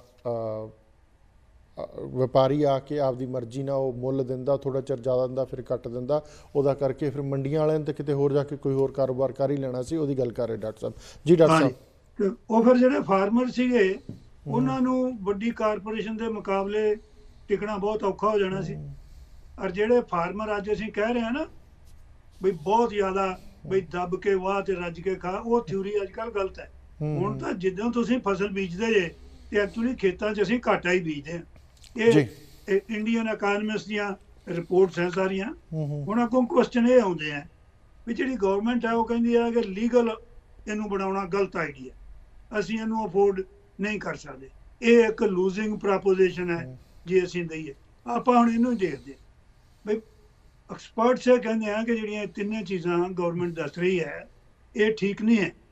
ਇਹ ਲੀਗਲਾਈਜੇਸ਼ਨ ਬਣਾਈ ਵੀ ਜਾ ਸਕਦੀ ਹੈ, MSP ਦਿੱਤੀ ਜਾ ਸਕਦੀ। ਇੱਥੋਂ ਅਸੀਂ ਇਹ ਦੇਖਦੇ ਹਾਂ ਵੀ ਲੀਗਲ ਹਰਡਨਸ ਉਹ ਕਿਉਂ ਕਹਿੰਦੇ ਆ। ਗਵਰਨਮੈਂਟ ਇਹ ਕਹਿੰਦੀ ਹੈ ਕਿ ਸਾਡੀ ਜੁਡੀਸ਼ਰੀ 'ਚ ਕੇਸ ਬੜੇ ਆ ਜਾਣਗੇ, ਜੇ ਕਿਸੇ ਨੇ ਘੱਟ ਪ੍ਰਾਈਸ ਤੇ ਲੈ ਲਈ ਤੇ ਉਹਦਾ ਟ੍ਰੇਡਰ ਤੇ ਬੜਾ ਡਰ ਰਹੇਗਾ, ਉਹਨੂੰ ਲੋਕ ਕੇਸ ਕਰ ਦੇਣਗੇ। ਔਰ ਫਿਰ ਅੱਗੋਂ ਐਂ ਕਿਹਾ ਜਾਂਦਾ ਕਿ ਯੂਨੀਅਨ ਬਜਟ ਦਾ 50% ਫਸਲ ਖਰੀਦਣ ਤੇ ਲੱਗ ਜਾਏਗਾ। ਅਸੀਂ ਇਹ ਅੱਗੇ ਚੱਲ ਕੇ ਦੇਖਣਾ ਵੀ ਇਹ ਨਹੀਂ ਲੱਗਦਾ, ਪਰ ਇਹ ਗਵਰਨਮੈਂਟ ਇਹੀ ਕਹਿੰਦੀ। ਤੇ ਜਿਹੜੀ ਕੋਈ ਵੀ ਬੰਦਾ ਘੱਟ ਕਾਸਟ ਤੇ ਖਰੀਦੂਗਾ ਉਹਦੇ ਤੇ ਕੇਸ ਹੋ ਜਾਊਗਾ। ਹੁਣ ਅੱਗੋਂ ਇਹ ਆਇਆ ਵੀ can government of India actually ਜਿਹੜੀ ਹੈ ਅਫੋਰਡ ਕਰ ਸਕਦਾ। ਗਵਰਨਮੈਂਟ ਇਹ ਕਹਿੰਦੀ ਆ ਕਿ ਇਹ ਲੌਜਿਕ ਗਲਤ ਹੈ, ਇੰਪੋਸੀਬਲ ਹੈ, ਇਕਨੋਮਿਕਲੀ ਵਾਇਬਲ ਨਹੀਂ। ਪਰ ਇੱਥੋਂ ਅਸੀਂ ਇੱਥੇ ਇਹ ਕਹਿੰਦੇ ਹਾਂ ਵੀ ਐਕਚੁਅਲੀ ਗਵਰਨਮੈਂਟ MSP ਨੂੰ ਅੰਡਰਸਟੈਂਡ ਹੀ ਨਹੀਂ ਕਰਦੀ, ਕਿਉਂਕਿ ਜਿਹੜੀ MSP ਹੈ ਉਹ ਜਦੋਂ ਸਵਾਮੀਨਾਥਨ ਨੇ ਉਹ ਬਣਾਈ, ਜਦੋਂ ਉੱਤੇ ਕਮੇਟੀ ਬੈਠੀ, ਉਹ ਸਾਲ 'ਚ 2 ਵਾਰੀ ਪਿਛਲੇ 20 ਸਾਲਾਂ ਤੋਂ ਅਨਾਉਂਸ ਹੁੰਦੀ ਹੈ, ਦੋਨਾਂ ਸੀਜ਼ਨ ਤੇ, ਰਾਬੀ ਤੇ ਖਰੀਫ ਦੇ ਵਿੱਚ। ਇਹਦਾ ਮਤਲਬ ਇਹ ਹੈ ਗਵਰਨਮੈਂਟ ਨੇ ਆਪਣੀ ਰਿਸਪਾਂਸਿਬਿਲਿਟੀ ਦਾ ਫੀਲ ਕੀਤੀ ਹੈ, MSP ਦੇਣੀ ਚਾਹੀਦੀ ਹੈ।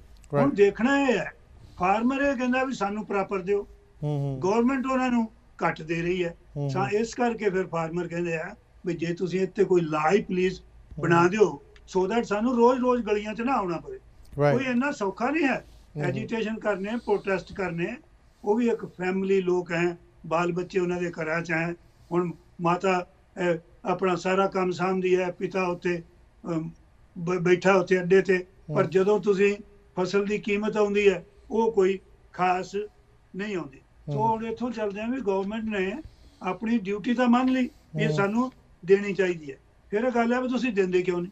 ਗੱਲ ਤਾਂ ਉੱਥੇ ਆ ਵੀ ਦਿੰਦੇ ਕਿਉਂ ਨਹੀਂ। ਹੁਣ ਇੱਥੋਂ ਇਹ ਹੈ, ਉਹ ਗੌਰਮੈਂਟ ਦਾ ਕਲੇਮ ਗਲਤ ਹੈ ਵੀ ਸਾਨੂੰ ਹਰ ਇੱਕ ਦਾਣਾ ਵੇਚਣਾ ਖਰੀਦਣਾ ਪਏਗਾ, ਕਿਉਂਕਿ ਅੱਜ ਦੇ ਦਿਨ 'ਚ ਹੈ ਕੀ ਹੈ ਕਿ ਜਦੋਂ ਫੂਡ ਗਰੋ ਹੁੰਦਾ, ਜਦੋਂ ਫਸਲ ਨਿਕਲਦੀ ਹੈ, ਅਗਰ 60% ਫਾਰਮਰ ਕੰਮ ਕਰਦੇ ਆ ਇਹਦੇ 'ਚ, 14 ਕਰੋੜ ਫਾਰਮਿੰਗ ਫੈਮਲੀਜ਼ ਹੈ ਇੰਡੀਆ 'ਚ।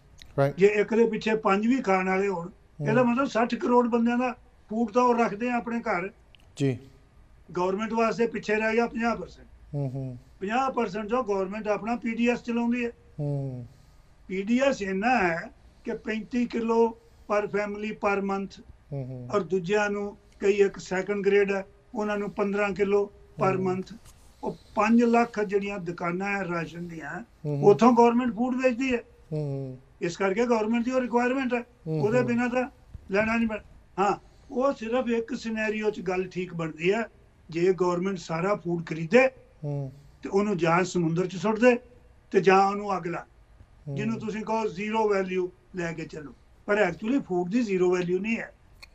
ਉਹਦੇ ਵਿੱਚ ਫਾਰਮਰ ਰੱਖਦਾ ਆਪਣੇ ਵਾਸਤੇ, ਫਿਰ ਦੂਜਾ ਕਰਦੇ ਆ, ਫਿਰ ਗਵਰਨਮੈਂਟ ਨੇ ਐਮਰਜੈਂਸੀ ਸਟਾਕ ਕਰਨਾ, ਉਹਦੇ ਉੱਤੇ ਐਮਰਜੈਂਸੀ ਸਟਾਕ ਵੀ ਉਹਨੂੰ ਰੱਖਣਾ ਪੈਣਾ। ਸੋ ਇਸ ਕਰਕੇ ਉਹ ਨੋਸ਼ਨ ਜਿਹੜੀ ਹੈ ਉਹ ਗਲਤ ਹੈ। ਹੁਣ ਅੱਗੋਂ ਇੱਥੋਂ ਅਗਲਾ ਸਟੈਪ ਇਹ ਆਏਗਾ ਵੀ ਜਦੋਂ ਇਹ ਸਭ ਕੁਝ ਦੇਖ ਲਿਆ ਅਸੀਂ ਵੀ ਗਵਰਨਮੈਂਟ ਨੇ ਜਿਹੜੇ ਇੰਟਰਨੈਸ਼ਨਲ ਨਾਰਮਸ ਤੇ ਅਸੀਂ ਜਾ ਕੇ ਕਹਿ ਰਹੇ ਹਾਂ ਇੰਡੀਆ ਵਾਲੇ ਵੀ ਅਸੀਂ ਸਰਪਲਸ ਹਾਂ, ਅਸੀਂ ਜੀ ਐਕਸਪੋਰਟਿੰਗ ਕੰਟਰੀ ਹਾਂ, ਉਹਨਾਂ ਜਿੱਥੇ ਨੀਤੀਆਂ ਤੇ ਜਾ ਕੇ ਬੈਠਦੇ ਆ, ਉਹ ਕਹਿੰਦੇ ਆ ਵੀ ਦੇਖੋ ਗੱਲ ਇਹ ਹੈ, ਤੁਹਾਡੇ ਫੂਡ ਬਹੁਤ ਗਰੋ ਹੁੰਦਾ, ਇਹ 'ਚ ਕੋਈ ਸ਼ੱਕ ਨਹੀਂ, ਪਰ ਪਹਿਲਾਂ ਤੁਸੀਂ ਆਪਣੀ ਰਿਕੁਆਇਰਮੈਂਟ ਪੂਰੀ ਕਰੋ, ਹਰ ਬੰਦੇ ਨੂੰ ਖਾਣ ਨੂੰ ਪੂਰਾ ਫੂਡ ਦਿਓ। ਔਰ ਇੰਟਰਨੈਸ਼ਨਲ ਨਾਰਮਸ ਇਹ ਹੈ ਕਿਸੇ ਕੰਟਰੀ ਦੇ ਵੀ ਸਰਪਲਸ ਤੇ ਐਕਸਪੋਰਟ ਗਿਣਨ ਵਾਸਤੇ ਤੁਹਾਡੇ ਸਾਰੇ ਇੰਡੀਵਿਜੂਅਲ, ਤੁਹਾਡੇ ਸਿਟੀਜ਼ਨ ਕੰਟਰੀ ਦੇ ਉਹ ਪੂਰਾ ਫੂਡ ਖਾਣ, ਪਲੱਸ ਜਿਹੜੇ ਤੁਹਾਡੇ ਐਨੀਮਲਸ ਹੈ ਉਹਨਾਂ ਨੂੰ ਵੀ ਪੂਰਾ ਫੂਡ ਮਿਲੇ। ਫਿਰ ਕੋਈ ਚੀਜ਼ਾਂ ਬਚਦੀਆਂ ਤਾਂ ਉਹਨਾਂ ਨੂੰ ਤੁਸੀਂ ਐਕਸਪੋਰਟ ਕਰੋ। ਔਰ ਇਹ ਦੇਖਿਆ ਗਿਆ ਕਿ ਇੰਡੀਆ 'ਚ ਪੂਰੇ ਲੈਵਲ ਤੇ ਲੋਕਾਂ ਨੂੰ ਫੂਡ ਨਹੀਂ ਮਿਲਦਾ, ਬਹੁਤ ਸਾਰੇ ਲੋਕ ਜਿਹੜੇ ਆ ਭੁੱਖੇ ਸੌਂਦੇ ਆ। ਅਬਾਊਟ ਡੇਟਾ ਤਾਂ ਇਹ ਹੈ ਕਿ ਕੋਈ 250-300 ਮਿਲੀਅਨ ਲੋਕ ਹੈ ਜਿਹੜੇ ਬਹੁਤ ਵਿਚਾਰੇ ਫੂਡ ਤੋਂ ਵਾਂਝੇ ਰਹਿ ਜਾਂਦੇ ਆ, ਇੱਕ ਟਾਈਮ ਦਾ ਹੀ ਮਿਲਦਾ ਉਹਨਾਂ ਨੂੰ, ਫੂਡ ਹੀ ਨਹੀਂ ਮਿਲਦੇ ਜੀ। ਇੱਥੇ ਕੁਐਸਚਨ ਖੜਾ ਹੁੰਦਾ ਡਾਕਟਰ ਸਾਹਿਬ, ਤੁਸੀਂ ਫਿਗਰਸ ਬਹੁਤ ਵਧੀਆ ਦਿੱਤੀਆਂ ਕਿ 60% ਕਿਸਾਨ ਉਹ ਜਿਹੜਾ ਹੈਗਾ ਆ ਉਹ ਆਪਦੇ ਕੋਲ ਰੱਖ ਲੈਂਦਾ ਕਿਉਂਕਿ ਫੈਮਿਲੀ ਨੂੰ ਫੀਡ ਕਰਨਾ, ਬਾਕੀ ਦਾ 40% ਗਵਰਨਮੈਂਟ ਲੈ ਜਾਂਦੀ ਹੈ, ਉਹਦੇ ਉੱਤੇ ਪੀਡੀਐਸ ਚਲਾਉਂਦੀ ਹੈ। ਉਸ 40% ਤੋਂ ਹਰੇਕ ਸਾਲ ਡਾਕਟਰ ਸਾਹਿਬ ਮੇਰਾ ਤੁਹਾਡੇ ਤੋਂ ਕੁਐਸਚਨ ਹੈ, ਹਰੇਕ ਸਾਲ ਐਮਰਜੈਂਸੀ ਕੋਟੇ 'ਚ ਵੀ ਕੋਈ ਸਪੇਅਰ ਕੀਤਾ ਜਾਂਦਾ ਤੇ ਪਿਛਲਾ ਜਿਹੜਾ ਸਪੇਅਰ ਕੀਤਾ ਉਹ ਕੱਢਿਆ ਜਾਂਦਾ? ਐਮਰਜੈਂਸੀ ਕੋਟਾ ਇਸ ਤਰ੍ਹਾਂ ਹੈ ਕਿ ਇਸ ਟਾਈਮ ਗਵਰਨਮੈਂਟ ਕੋਲ ਸਟਾਕ ਬਹੁਤ ਜ਼ਿਆਦਾ ਹੈ ਜੀ, ਕਿ ਜਿੰਨਾ ਸਾਨੂੰ ਬਫਰ ਸਟਾਕ ਚਾਹੀਦਾ ਹੈ ਸਾਡੇ ਕੋਲ ਉਹਦੇ ਨਾਲੋਂ 3 ਗੁਣਾ ਜ਼ਿਆਦਾ ਪਿਆ। ਤਾਂ ਹੀ ਤਾਂ ਮੈਂ ਕਹਿੰਦਾ ਵੀ ਜੇ ਅਸੀਂ ਸਾਰਿਆਂ ਨੂੰ ਫੂਡ ਦਈਏ ਤੇ ਉਹ ਜਿਹੜਾ ਐਡਾ ਵਾਧੂ ਸਟਾਕ ਬਣਿਆ ਪਿਆ ਸ਼ਾਇਦ ਉਹ ਨਾ ਬਣੇ। ਫਿਰ ਅੱਗੋਂ ਚੱਲ ਕੇ ਇਹਨੂੰ ਆਪਾਂ ਦੇਖਣਾ ਕਿ ਪੀਡੀਐਸ ਤੇ ਇੱਕ ਬੜੀ ਅੱਛੀ ਚੀਜ਼ ਹੈ, ਗਰੀਬ ਆਦਮੀ ਦੀ ਗਵਰਨਮੈਂਟ ਹੈਲਪ ਕਰਦਾ, ਪਰ ਇਹਨੂੰ ਵੀ ਅੱਗੇ ਜਾਣ ਵਾਸਤੇ ਅਗਰ ਗਵਰਨਮੈਂਟ ਇੰਪਲੋਇਮੈਂਟ ਲੋ ਲੈਵਲ ਦੀ ਇੰਪਲੋਇਮੈਂਟ ਕ੍ਰੀਏਟ ਕਰੇ, ਪੀਡੀਐਸ ਵਾਲੇ ਬੰਦਿਆਂ ਨੂੰ ਕੁਝ ਪੈਸੇ ਮਿਲਣ ਜਿਵੇਂ ਨੌਕਰੀ ਤੋਂ, ਔਰ ਉਹ ਪੀਡੀਐਸ ਜਿਹੜਾ 1 ਰੁਪਏ ਜਾਂ 2 ਰੁਪਏ ਕਿਲੋ ਗਵਰਨਮੈਂਟ ਦਿੰਦੀ ਹੈ ਉਹ ਉਹਨਾਂ ਨੂੰ 8-10 ਰੁਪਏ ਤੇ ਵੀ ਕਰ ਸਕਦੀ ਹੈ, ਪ੍ਰੋਵਾਈਡਰ ਲੋਕਾਂ ਨੂੰ 500-1000 ਰੁਪਏ ਦਾ ਕਿਤੋਂ ਕੰਮ ਮਿਲੇ। ਸੋ ਉਹ ਫਿਰ ਚੀਜ਼ਾਂ ਬੈਲੈਂਸ। ਜਿਹੜਾ ਗਵਰਨਮੈਂਟ ਨੇ ਮਨਰੇਗਾ ਚਲਾਇਆ ਸੀ, ਕਾਫੀ ਲੋਕਾਂ ਨੂੰ ਹੈਲਪ ਮਿਲੀ ਸੀ, ਮੇਰੇ ਖਿਆਲ ਉਹਦੇ ਵਿੱਚ ਹੀ ਜੇ ਕੋਈ ਚੇਂਜਸ ਲਿਆ ਕੇ ਜੇ ਇੱਕ ਪਰਿਵਾਰ 'ਚੋਂ ਇੱਕ ਬੰਦੇ ਨੂੰ ਜਾਂ 2 ਬੰਦਿਆਂ ਨੂੰ ਮਿਲਦੀ, ਉੱਥੇ ਜੇ 4 ਬੰਦਿਆਂ ਨੂੰ ਉਹ 100 ਰੁਪਇਆ ਦਿਹਾੜੀ ਹੋਰ ਘਟਾ ਦੇਣ, 4 ਬੰਦਿਆਂ ਨੂੰ ਇੰਪਲੋਇਮੈਂਟ ਦੇ ਦੇਣ, ਤਾਂ ਮੇਰੇ ਖਿਆਲ ਉਹ ਬੈਟਰ ਆਫ ਰਹੂਗਾ। ਇਹ ਜਸਟ ਮੇਰੀ ਕੈਲਕੂਲੇਸ਼ਨ ਹੈ, ਤੁਸੀਂ ਕੀ ਕਹਿਣਾ ਚਾਹੋਗੇ ਡਾਕਟਰ ਸਾਹਿਬ ਇੱਥੇ? ਹਾਂ, ਅਗਰ ਮਨਰੇਗਾ ਹੈ ਇਹਨੂੰ ਤੁਸੀਂ ਲਿੰਕ ਕਰ ਸਕਦੇ ਜੀ ਬਈ ਦੇਖੋ ਜਿਨ੍ਹਾਂ ਨੂੰ ਅਸੀਂ ਮਨਰੇਗਾ ਦੇਵਾਂਗੇ, ਫਰਜ਼ ਕਰੋ ਅਸੀਂ ਤੁਹਾਨੂੰ 1500 ਜਾਂ 2000 ਰੁਪਇਆ ਦਿੰਦੇ ਆ, ਕੁਛ ਨਾ ਕੁਛ ਜੇ ਤੁਹਾਨੂੰ ਪਿਛਲੇ ਸਾਲ 1000 ਮਿਲਿਆ ਸੀ ਮਨਰੇਗਾ ਤੇ, ਐਤਕਾਂ ਅਸੀਂ ਤੁਹਾਨੂੰ 1500 ਦੇ ਦਿਆਂਗੇ, ਪਰ ਤੁਸੀਂ ਥੋੜਾ ਜਿਹਾ ਆਪਣਾ ਬਾਈ ਆਪਣੇ ਆਪ ਫੂਡ ਕਰੋ। ਸੋ ਕਿ ਸਬਸਿਡਾਈਜ਼ ਸਿਸਟਮ ਤੋਂ ਵੀ ਲੋਕਾਂ ਨੂੰ ਕੱਢਣ ਦੀ ਲੋੜ ਹੈ, ਤੇ ਜੇ ਅਗਰ ਬਹੁਤ ਜ਼ਿਆਦਾ ਇਹਨਾਂ ਨੂੰ ਡਿਪੈਂਡੈਂਟ ਕਰ ਦੋਗੇ ਤਾਂ ਫਿਰ ਵੋਟਾਂ ਦਾ ਗਵਰਨਮੈਂਟ ਨੂੰ ਮਿਲ ਜਾਣਗੀਆਂ, ਫਿਰ ਇਕਨੋਮਿਕ ਸਿਸਟਮ ਸਾਡਾ ਜਿਹੜਾ ਹੈ ਉਹ ਠੀਕ ਨਹੀਂ ਹੋ ਸਕਦਾ। ਡਾਕਟਰ ਸਾਹਿਬ ਹੁਣ ਆਪਾਂ ਨਾ ਆਪਾਂ ਰੁਕਣਾ ਲਾਸਟ ਸੈਗਮੈਂਟ 'ਚ ਆਪਾਂ ਉੱਥੇ ਜਾਣਾ ਕਿ MSP ਜੇ ਦੇਣੀ ਆ ਤਾਂ ਗੌਰਮੈਂਟ ਨੂੰ ਤੁਸੀਂ ਫਿਗਰਸ ਦੱਸਿਓ ਕਿ ਇੰਨੀ ਕੁ ਟੈਕਸ ਕਲੈਕਸ਼ਨ ਜਿਹੜੀ ਆ ਰੈਵਨਿਊ ਕਲੈਕਸ਼ਨ ਗੌਰਮੈਂਟ ਕੋਲ ਹੈਗਾ ਆ ਬੇਸਡ ਅਪੋਨ ਦਿਸ MSP ਦੇ ਸਕਦੀ ਆ ਜਾਂ ਨਹੀਂ ਦੇ ਸਕਦੀ। ਜੇ MSP ਦੇ ਸਕਦੀ ਹੈ ਤਾਂ ਉਹਦੇ 'ਚ ਪ੍ਰੋਬਲਮ ਕੀ ਆ ਗੌਰਮੈਂਟ ਨੂੰ, ਤੇ ਜੇ ਨਹੀਂ ਦੇ ਸਕਦੀ ਤਾਂ ਥੋੜ੍ਹੀਆਂ ਫਸਲਾਂ 'ਤੇ ਕਿਤੇ MSP ਮਿਲ ਜੇ। ਉਹਦੇ ਨਾਲ ਕੀ ਹੋਊਗਾ ਕਿ ਜਿਹੜਾ ਨਾਰਥ ਇੰਡੀਆ ਦਾ ਪਾਰਟ ਖਾਸ ਕਰਕੇ ਪੰਜਾਬ ਹਰਿਆਣੇ ਦੀ ਗੱਲ ਕਰ ਲਈਏ ਤਾਂ ਜਿਹੜਾ ਘੱਟ ਪਾਣੀ ਵਾਲੀਆਂ ਫਸਲਾਂ ਉੱਤੇ MSP ਦੇਣੀ ਸ਼ੁਰੂ ਕਰ ਦੇਵੇ ਗੌਰਮੈਂਟ। ਠੀਕ ਹੈ, ਕਣਕ ਖਾਣ ਜੋਗੀ ਆਪਣੀ ਉਗਾ ਲਓ, ਬਾਕੀ ਨਾ ਐਕਸਪੋਰਟ ਨਾ ਕਰੋ। ਠੀਕ ਹੈ, ਉਹਨਾਂ ਚੀਜ਼ਾਂ ਦੇ ਉੱਤੇ ਕਿਤੇ ਨਾ ਕਿਤੇ ਸੈਟਲਮੈਂਟ ਇਨਵਾਇਰਮੈਂਟ ਵੀ ਬਚ ਜਾਏ, MSP ਵੀ ਮਿਲ ਜਾਏ ਤੇ ਗੌਰਮੈਂਟ ਕੋਲ ਸਰਪਲਸ ਮਨੀ ਵੀ ਆਈ ਬਚੀ ਜਾਵੇ ਫਿਰ ਐਮਰਜੈਂਸੀ ਫੰਡਸ ਲਈ। ਇਹ ਕਿੱਦਾਂ ਤੁਸੀਂ ਬੈਲੈਂਸ ਕਿੱਦਾਂ ਕਰੋਗੇ? ਆਪਾਂ ਲਾਸਟ ਸੈਗਮੈਂਟ 'ਚ ਤੁਸੀਂ ਸਾਡੇ ਨਾਲ ਡਿਸਕਸ ਕਰਿਓ। ਦਰਸ਼ਕੋ ਸਾਨੂੰ ਬਹੁਤ ਸੋਹਣਾ ਐਲੈਬੋਰੇਟ ਕਰ ਰਹੇ ਡਾਕਟਰ ਰਿਸ਼ਪਾਲ ਸਿੰਘ ਬਾਜਵਾ ਕਿ MSP ਦੇ ਸਕਦੀ ਹੈ ਗੌਰਮੈਂਟ, ਪਰ ਕੁਛ ਹਰਡਲਸ ਨੇ, ਕੁਛ ਪ੍ਰੋਬਲਮਸ ਨੇ। ਉਹ ਕੀ ਪ੍ਰੋਬਲਮਸ ਨੇ, ਉਹ ਕਿੱਦਾਂ ਦੂਰ ਹੋ ਕੇ ਆਪਾਂ MSP ਹਰੇਕ ਬੰਦੇ ਨੂੰ ਮਿਲ ਜਾਵੇ, ਹਰੇਕ ਕਿਸਾਨ ਨੂੰ ਮਿਲ ਜਾਵੇ ਔਰ ਇਨਵਾਇਰਮੈਂਟ ਵੱਲ ਵੀ ਥੋੜ੍ਹਾ ਧਿਆਨ ਦਿੱਤਾ ਜਾ ਸਕੇ। ਇਹ ਸਾਰੀਆਂ ਗੱਲਾਂ ਆਪਾਂ ਬ੍ਰੇਕ ਤੋਂ ਬਾਅਦ ਤੁਹਾਡੇ ਰੂਬਰੂ ਹੋਵਾਂਗੇ ਡਾਕਟਰ ਸਾਹਿਬ ਨਾਲ। ਆਪਾਂ ਰੁਕਣਾ ਪੈ ਰਿਹਾ ਇੱਕ ਛੋਟੀ ਜਿਹੀ ਬ੍ਰੇਕ ਲਈ। ਇੱਦਾਂ ਬਣੇ ਰਹੋ ਜਸ ਪੰਜਾਬੀ 'ਤੇ। ਸਵਾਗਤ ਜੀ ਤੁਹਾਡਾ ਸਾਰਿਆਂ ਦਾ ਫਿਰ ਪ੍ਰੋਗਰਾਮ ਓਪਨ ਪਲੇਟਫਾਰਮ ਜਸ ਪੰਜਾਬੀ ਦੇ ਮੰਚ ਤੋਂ। ਆਪਣੇ ਨਾਲ ਬਣੇ ਹੋਏ ਨੇ ਮਾਣਯੋਗ ਡਾਕਟਰ ਰਿਸ਼ਪਾਲ ਸਿੰਘ ਬਾਜਵਾ ਜੀ। ਡਾਕਟਰ ਸਾਹਿਬ, ਆਪਾਂ ਸਾਰੀਆਂ ਗੱਲਾਂ ਰੂਟ ਕਾਜ਼ ਜਿਹੜੀ ਉਹ ਕਰ ਲਈ, ਸਾਰਾ ਕੁਝ ਕਰ ਲਓ। ਹੁਣ ਦੱਸੋ ਕਿ ਗੌਰਮੈਂਟ MSP ਦੇ ਸਕਦੀ ਆ ਕਿ ਨਹੀਂ? ਤੁਸੀਂ ਕਿਹਾ ਸੀ ਦੇ ਸਕਦੀ ਆ, ਉਹ ਕਿੱਦਾਂ ਦੇ ਸਕਦੀ ਆ? ਆਪ ਦਾ ਜਿਹੜਾ ਬਜਟ ਬੈਲੈਂਸ ਕਰਕੇ ਉਹਦੇ ਤੇ ਐਲੈਬੋਰੇਟ ਠੀਕ ਹੈ। ਦੇਖੋ, ਗਵਰਨਮੈਂਟ ਨੂੰ MSP ਦੇਣ ਵਾਸਤੇ ਕੁਝ ਚੀਜ਼ਾਂ ਜ਼ਰੂਰ ਕਰਨੀਆਂ ਪੈਣਗੀਆਂ ਜੀ। ਇੱਕ ਤਾਂ ਇਹਦਾ ਐਕਸਪੈਂਡ ਕਰਨਾ ਪਏਗਾ, ਜਿਵੇਂ ਹੁਣ ਕੋਈ 2 ਤੋਂ 4 ਫਸਲਾਂ ਤੇ ਦਿੱਤੀ ਜਾਂਦੀ ਹੈ, ਕਣਕ, ਝੋਨਾ, ਕਾਟਨ ਤੇ ਸ਼ੂਗਰ ਕੇਨ, ਇਹ 23 ਫਸਲਾਂ ਤੇ ਐਕਸਪੈਂਡ ਕਰਨੀ ਪਏਗੀ। ਦੂਜਾ, ਤੁਸੀਂ ਪਹਿਲਾਂ ਵੀ ਥੋੜੀ ਗੱਲ ਕੀਤੀ ਸੀ, ਉਹਨਾਂ ਨੂੰ ਟ੍ਰਾਂਜ਼ੀਸ਼ਨ ਫੇਜ਼ ਕਹਿੰਦੇ ਆ।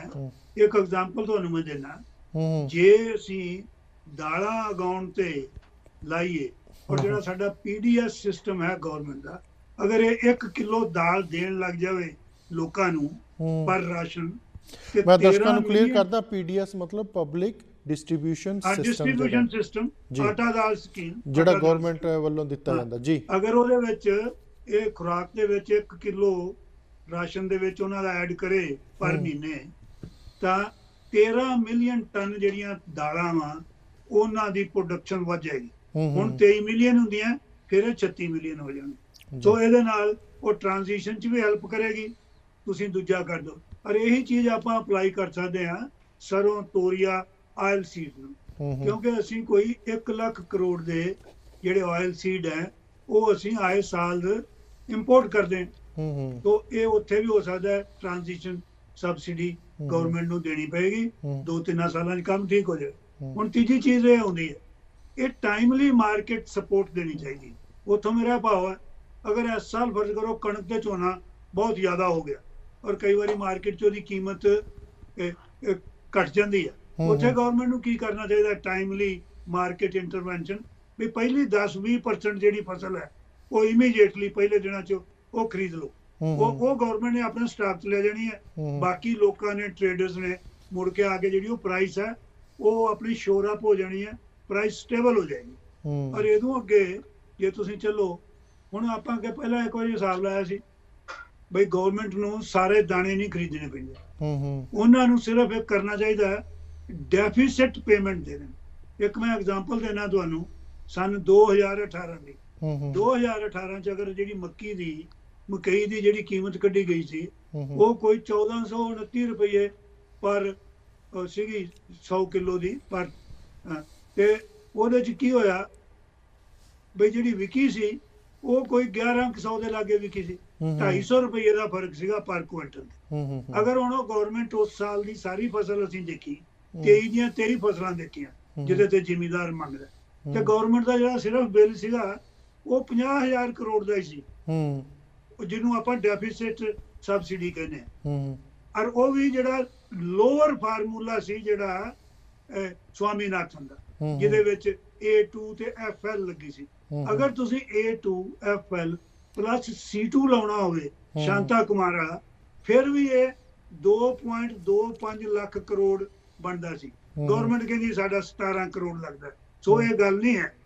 17 ਲੱਖ ਕਰੋੜ, ਹਾਂ ਸੌਰੀ 17 ਲੱਖ ਕਰੋੜ। ਜੀ ਜੀ। ਸੋ ਇਹ ਵੱਧ ਤੋਂ ਵੱਧ ਜਿਹੜੀ ਬਿਲਕੁਲ ਸ਼ਾਂਤਾ ਕੁਮਾਰ ਕਮੇਟੀ ਹੈ, ਅਗਰ ਉਹਦੀ ਵੀ ਅਸੀਂ ਰਿਪੋਰਟ 2018 ਦਾ ਡਾਟਾ ਹੈ, ਅਗਰ ਅਸੀਂ ਉਹਨੂੰ ਲਾ ਲਈਏ ਤੇ ਸਿਰਫ 2.28 ਕਰੋੜ ਇਹ ਲੱਗਣਾ ਜੀ। ਹੁਣ ਅੱਗੋਂ ਜਦੋਂ ਆਉਣਾ ਹੈ, ਮੈਂ ਦਰਸ਼ਕਾਂ ਨੂੰ ਕਲੀਅਰ ਕਰਦਾ ਕਿ ਅਕੋਰਡਿੰਗ ਟੂ ਡਾਕਟਰ ਸਾਹਿਬ ਜੇ MSP ਸਾਰਿਆਂ ਨੂੰ ਦਿੱਤੀ ਜਾ ਸਕੇ ਜਿਹੜੀਆਂ ਫਸਲਾਂ ਤੇ ਉਹਨਾਂ ਨੇ ਕਿਹਾ ਆ, ਤੇ ਗੌਰਮੈਂਟ ਵੱਲੋਂ ਆਂਕੜੇ ਕਿ 17 ਲੱਖ ਕਰੋੜ ਰੁਪਏ ਦਾ ਐਕਸਟਰਾ ਬੋਝ ਜਿਹੜਾ ਸੈਂਟਰਲ ਗੌਰਮੈਂਟ ਤੇ ਪਊਗਾ। ਪਰ ਅਕੋਰਡਿੰਗ ਟੂ ਡਾਕਟਰ ਸਾਹਿਬ ਇਹ ਕਹਿੰਦੇ ਕਿ ਨਹੀਂ, ਜੇ ਸ਼ਾਂਤਾ ਕੁਮਾਰ ਤੇ ਸਵਾਮੀਨਾਥਨ ਰਿਪੋਰਟ ਦੋਨੋਂ ਰਲਾ ਕੇ ਦਿੱਤੀਆਂ ਜਾਣ ਤਾਂ ਵੀ 2.25 ਲੱਖ ਕਰੋੜ ਦਾ ਐਕਸਟਰਾ ਖਰਚਾ ਆਊਗਾ। ਐਮ ਆਈ ਕਰੈਕਟ ਡਾਕਟਰ ਸਾਹਿਬ?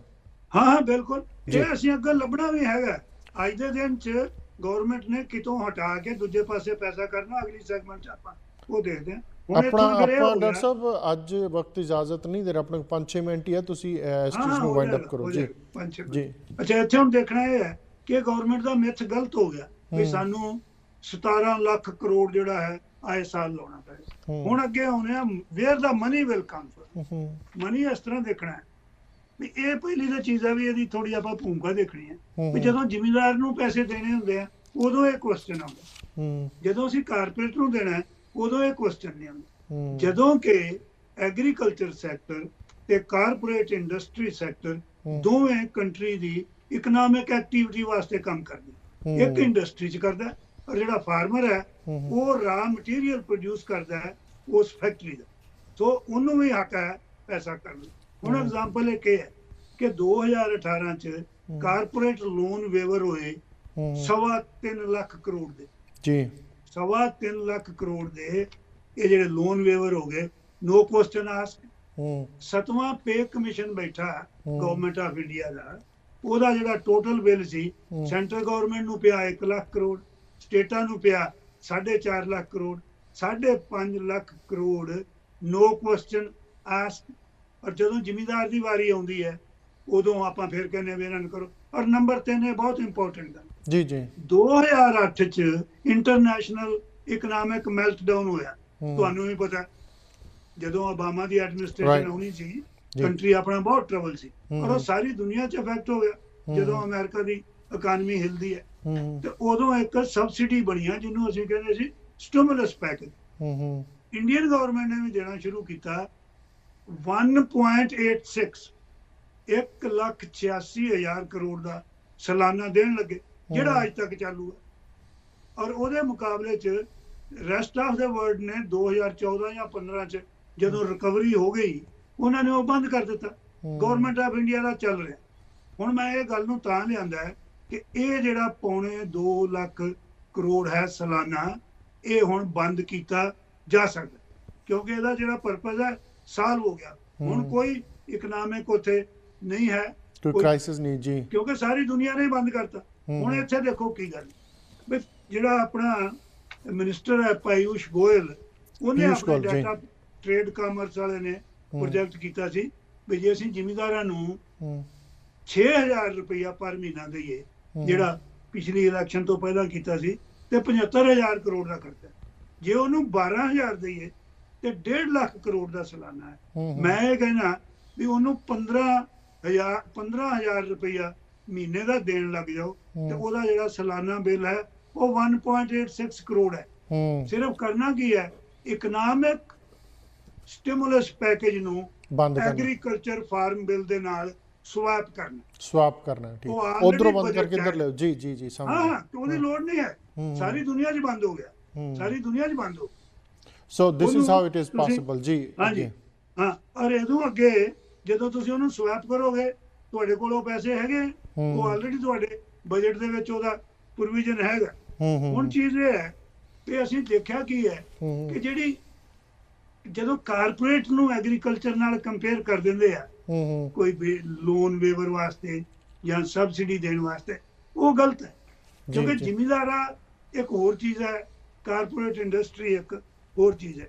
ਪਰ ਇਹਦੇ ਨਾਲ ਕੀ ਹੈ ਕਿ ਮੈਰਿਲ ਲਿੰਚ ਨੇ, ਜਿਹੜੀ ਕੰਪਨੀ ਆਪਣੀ ਮੈਰਿਲ ਲਿੰਚ, ਉਹਨਾਂ ਇੱਕ ਡੇਟਾ ਕੱਢਿਆ ਵੀ ਇੰਡੀਆ ਦਾ ਟੋਟਲ ਜਿਹੜਾ ਫਾਰਮ ਡੈਟ ਹੈ ਉਹ 1.9 ਲੱਖ ਕਰੋੜ ਹੈ ਔਰ ਜਿਹੜਾ ਕਾਰਪੋਰੇਟ ਦਾ ਉਹ 10 ਲੱਖ ਕਰੋੜ ਹੈ।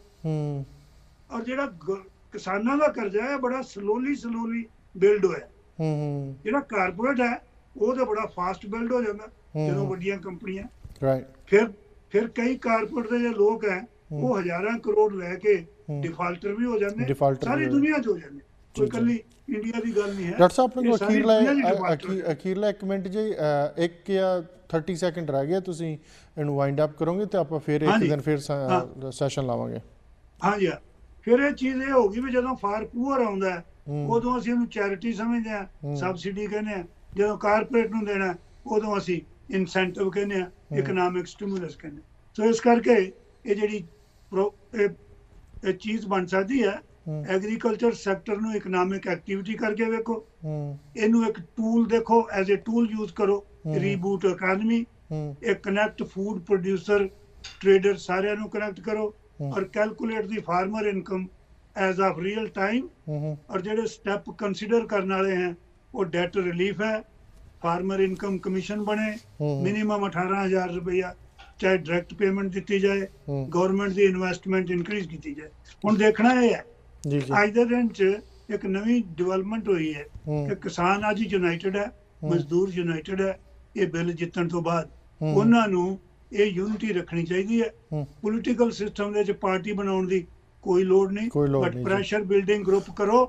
और ਉਹ ਇੱਕ ਹਾਂਜੀ ਉਹ ਇੱਕ ਅੱਡ ਸਬਜੈਕਟ ਹੈ, ਆਪਾਂ ਉੱਤੇ ਵੀ ਗੱਲ ਕਰਾਂਗੇ ਜੀ। ਡਾਕਟਰ ਸਾਹਿਬ ਆਪਣੇ ਕੋਲ 10 ਸਕਿੰਟ ਰਹਿ ਗਏ ਜੀ। ਹਾਂਜੀ, ਦੇਖੋ ਜਿਹੜਾ ਕਿਸਾਨ ਹੈ ਅੱਜ ਇੰਡੀਆ 'ਚ ਐਵਰੀ 4th ਵੋਟਰ ਹੈ, ਜਿਹੜਾ ਮਜ਼ਦੂਰ ਹੈ ਉਹ ਵੀ 4th ਵੋਟਰ ਹੈ। ਇਹ ਦੋਵੇਂ ਰਲਾ ਕੇ 45 ਤੋਂ 50% ਬਣ ਜਾਂਦੇ। ਅਗਰ ਇਹਦੇ 'ਚ ਮਿਡ ਇਨਕਮ ਲੈਵਲ ਦਾ ਟ੍ਰੇਡਰ ਲਾਓ ਤੇ ਦੇ ਆਰ ਮੋਰ ਦੈਨ 50%। ਸੋ ਇਹਨਾਂ ਨੂੰ ਆਪਣੀ ਲੌਬੀ ਬਣਾਉਣੀ ਚਾਹੀਦੀ ਹੈ। ਸੈਂਟਰ ਵਾਲੀ ਚੀਜ਼ ਇਹਨਾਂ ਨੂੰ ਆਪਣੀ ਸਟੇਟਾਂ ਦੀਆਂ ਪੋਲੀਟੀਸ਼ੀਅਨ ਤੇ ਪ੍ਰੈਸ਼ਰ ਕਰਨਾ ਚਾਹੀਦਾ। ਫੈਡਰਲ ਸਿਸਟਮ ਨੂੰ ਬਹਾਲ ਕਰਨਾ ਚਾਹੀਦਾ। ਜਿਹੜੇ ਹੱਕ ਸਟੇਟਾਂ ਦੇ ਖੋਏ ਗਏ ਆ ਉਹ ਸੈਂਟਰਲ ਗਵਰਨਮੈਂਟ ਤੋਂ ਇਹ ਯੂਨਿਟੀ ਕਿਸਾਨਾਂ ਮਜ਼ਦੂਰਾਂ ਦੀ ਉਹ ਤੇ ਵਰਕ ਕਰੇ, ਉਹ ਵਾਪਸ ਲਿਆਣੇ ਜਾਣ। ਸਭ ਕੁਝ ਉੱਥੇ ਹੈਗਾ, ਸਾਡੀ ਪੋਲੀਟੀਕਲ ਵਿਲ ਦੀ ਘਾਟ ਹੈ। ਪੈਸੇ ਵੀ ਹੈਗੇ ਆ, ਬਹੁਤ ਚੰਗੇ ਵਰਕਰ ਹੈ, ਬਹੁਤ ਚੰਗਾ ਇੰਡੀਆ ਕੰਟਰੀ ਹੈ, ਆਬੋ ਹਵਾ ਠੀਕ ਹੈ, ਫਸਲਾਂ ਉਗਦੀਆਂ। ਸਿਰਫ ਇੱਕ ਕਰਪਸ਼ਨ ਲੈਸ ਔਰ ਐਫੀਸ਼ੀਐਂਟ ਐਡਮਿਨਿਸਟ੍ਰੇਸ਼ਨ ਦੇਣ ਦੀ ਲੋੜ ਹੈ, ਔਰ ਲੋਕਾਂ ਨੂੰ ਯੂਨਾਈਟ ਰਹਿਣਾ ਚਾਹੀਦਾ। ਦੇਖੋ ਇਹ ਪੀਸਫੁਲ ਰਹੇ, ਬਹੁਤ ਜ਼ਿਆਦਾ ਅਚੀਵ ਕੀਤਾ, ਵਾਇਲੈਂਸ ਦੇ ਮੈਦਾਨ 'ਚ ਨਹੀਂ। ਹਾਂਜੀ ਡਾਕਟਰ ਸਾਹਿਬ ਤੁਸੀਂ ਬਹੁਤ ਸੋਹਣਾ ਐਲੈਬੋਰੇਟ ਕੀਤਾ ਆંકੜਿਆਂ ਦੇ ਨਾਲ ਕਿ ਐਮਐਸਪੀ ਕਿੱਦਾਂ ਪੋਸੀਬਲ ਹੈ। ਆਪਾਂ ਕੋਸ਼ਿਸ਼ ਕਰਾਂਗੇ ਜਿਹੜਾ ਤੁਸੀਂ ਅੱਡ ਸਬਜੈਕਟ ਦੱਸ ਰਹੇ ਸੀਗੇ ਕਿ ਇਹਨਾਂ ਨੂੰ ਰਾਜਨੀਤੀ 'ਚ ਨਹੀਂ ਜਾਣਾ ਚਾਹੀਦਾ, ਬਹੁਤ ਚੰਗੀ ਗੱਲ ਕੀਤੀ। ਅੱਡ ਸਬਜੈਕਟ ਹੈ, ਬਹੁਤ ਸੋਹਣਾ ਐਲੈਬੋਰੇਟ ਕੀਤਾ ਕਿ ਐਮਐਸਪੀ ਕਿੱਦਾਂ ਪੋਸੀਬਲ ਹੈ, ਕਿਹੜੇ ਆંકੜੇ ਘਟਾ ਕੇ ਕਿੱਧਰ ਵਧਾਏ ਜਾ ਸਕਦੇ, ਕਿਹੜਾ ਬਜਟ ਕਿੱਧਰੋਂ ਬੰਦ ਕਰਕੇ ਕਿੱਧਰ ਲਾਇਆ ਜਾ ਸਕਦਾ। ਬਹੁਤ ਵਧੀਆ ਤੁਸੀਂ ਐਲੈਬੋਰੇਟ ਕੀਤਾ। ਵਕਤ ਇਜਾਜ਼ਤ ਨਹੀਂ ਦੇ ਰਿਹਾ ਡਾਕਟਰ ਸਾਹਿਬ ਅੱਜ, ਨਹੀਂ ਤਾਂ ਆਪਾਂ ਹੋਰ ਲੰਬਾ ਵੀ ਚੱਲ ਸਕਦੇ। ਆਪਾਂ ਫਿਰ ਕਿਸ ਦਿਨ ਫਿਰ ਸੈਸ਼ਨ ਲਾਵਾਂਗੇ। ਅੱਜ ਤੁਸੀਂ ਟਾਈਮ ਕੱਢਿਆ, ਤੁਹਾਡਾ ਬਹੁਤ ਬਹੁਤ ਧੰਨਵਾਦ ਡਾਕਟਰ ਸਾਹਿਬ। ਹਾਂਜੀ, ਸਤਿ ਸ੍ਰੀ ਅਕਾਲ ਜੀ ਤੁਹਾਨੂੰ ਵੀ, ਤੁਹਾਡੇ ਵਿਊਅਰਸ ਨੂੰ ਵੀ, और धन्यवाद जस्ट टीवी ਦਾ ਮੈਨੂੰ ਟਾਈਮ ਦੇਣ ਵਾਸਤੇ। ਧੰਨਵਾਦ ਜੀ। ਦਰਸ਼ਕੋ ਇਸ ਡਾਕਟਰ ਰਿਸ਼ਪਾਲ ਸਿੰਘ ਬਾਜਵਾ ਬਹੁਤ ਸੋਹਣਾ ਐਲੈਬੋਰੇਟ ਕੀਤਾ ਐਮਐਸਪੀ ਕਿੱਦਾਂ ਪੋਸੀਬਲ ਆંકੜਿਆਂ ਦੇ ਨਾਲ। ਵਕਤ ਇਜਾਜ਼ਤ ਨਹੀਂ ਦੇ ਰਿਹਾ, ਮੈਂ ਕਿਸੇ ਨਵੇਂ ਗੈਸਟ ਨਾਲ ਜਾਂ ਇਹਨਾਂ ਨੂੰ ਵੀ ਕਿਸੇ ਅੱਡ ਸਬਜੈਕਟ ਨਾਲ ਲੈ ਕੇ ਆਊਂਗਾ। ਮੈਨੂੰ ਗੁਰਲਾਲ ਨੂੰ ਦਿਓ ਇਜਾਜ਼ਤ। ਮੇਰੇ ਵੱਲੋਂ ਤੁਹਾਨੂੰ ਸਾਰਿਆਂ ਨੂੰ ਪਿਆਰ ਭਰੀ ਸਤਿ ਸ਼੍ਰੀ ਅਕਾਲ।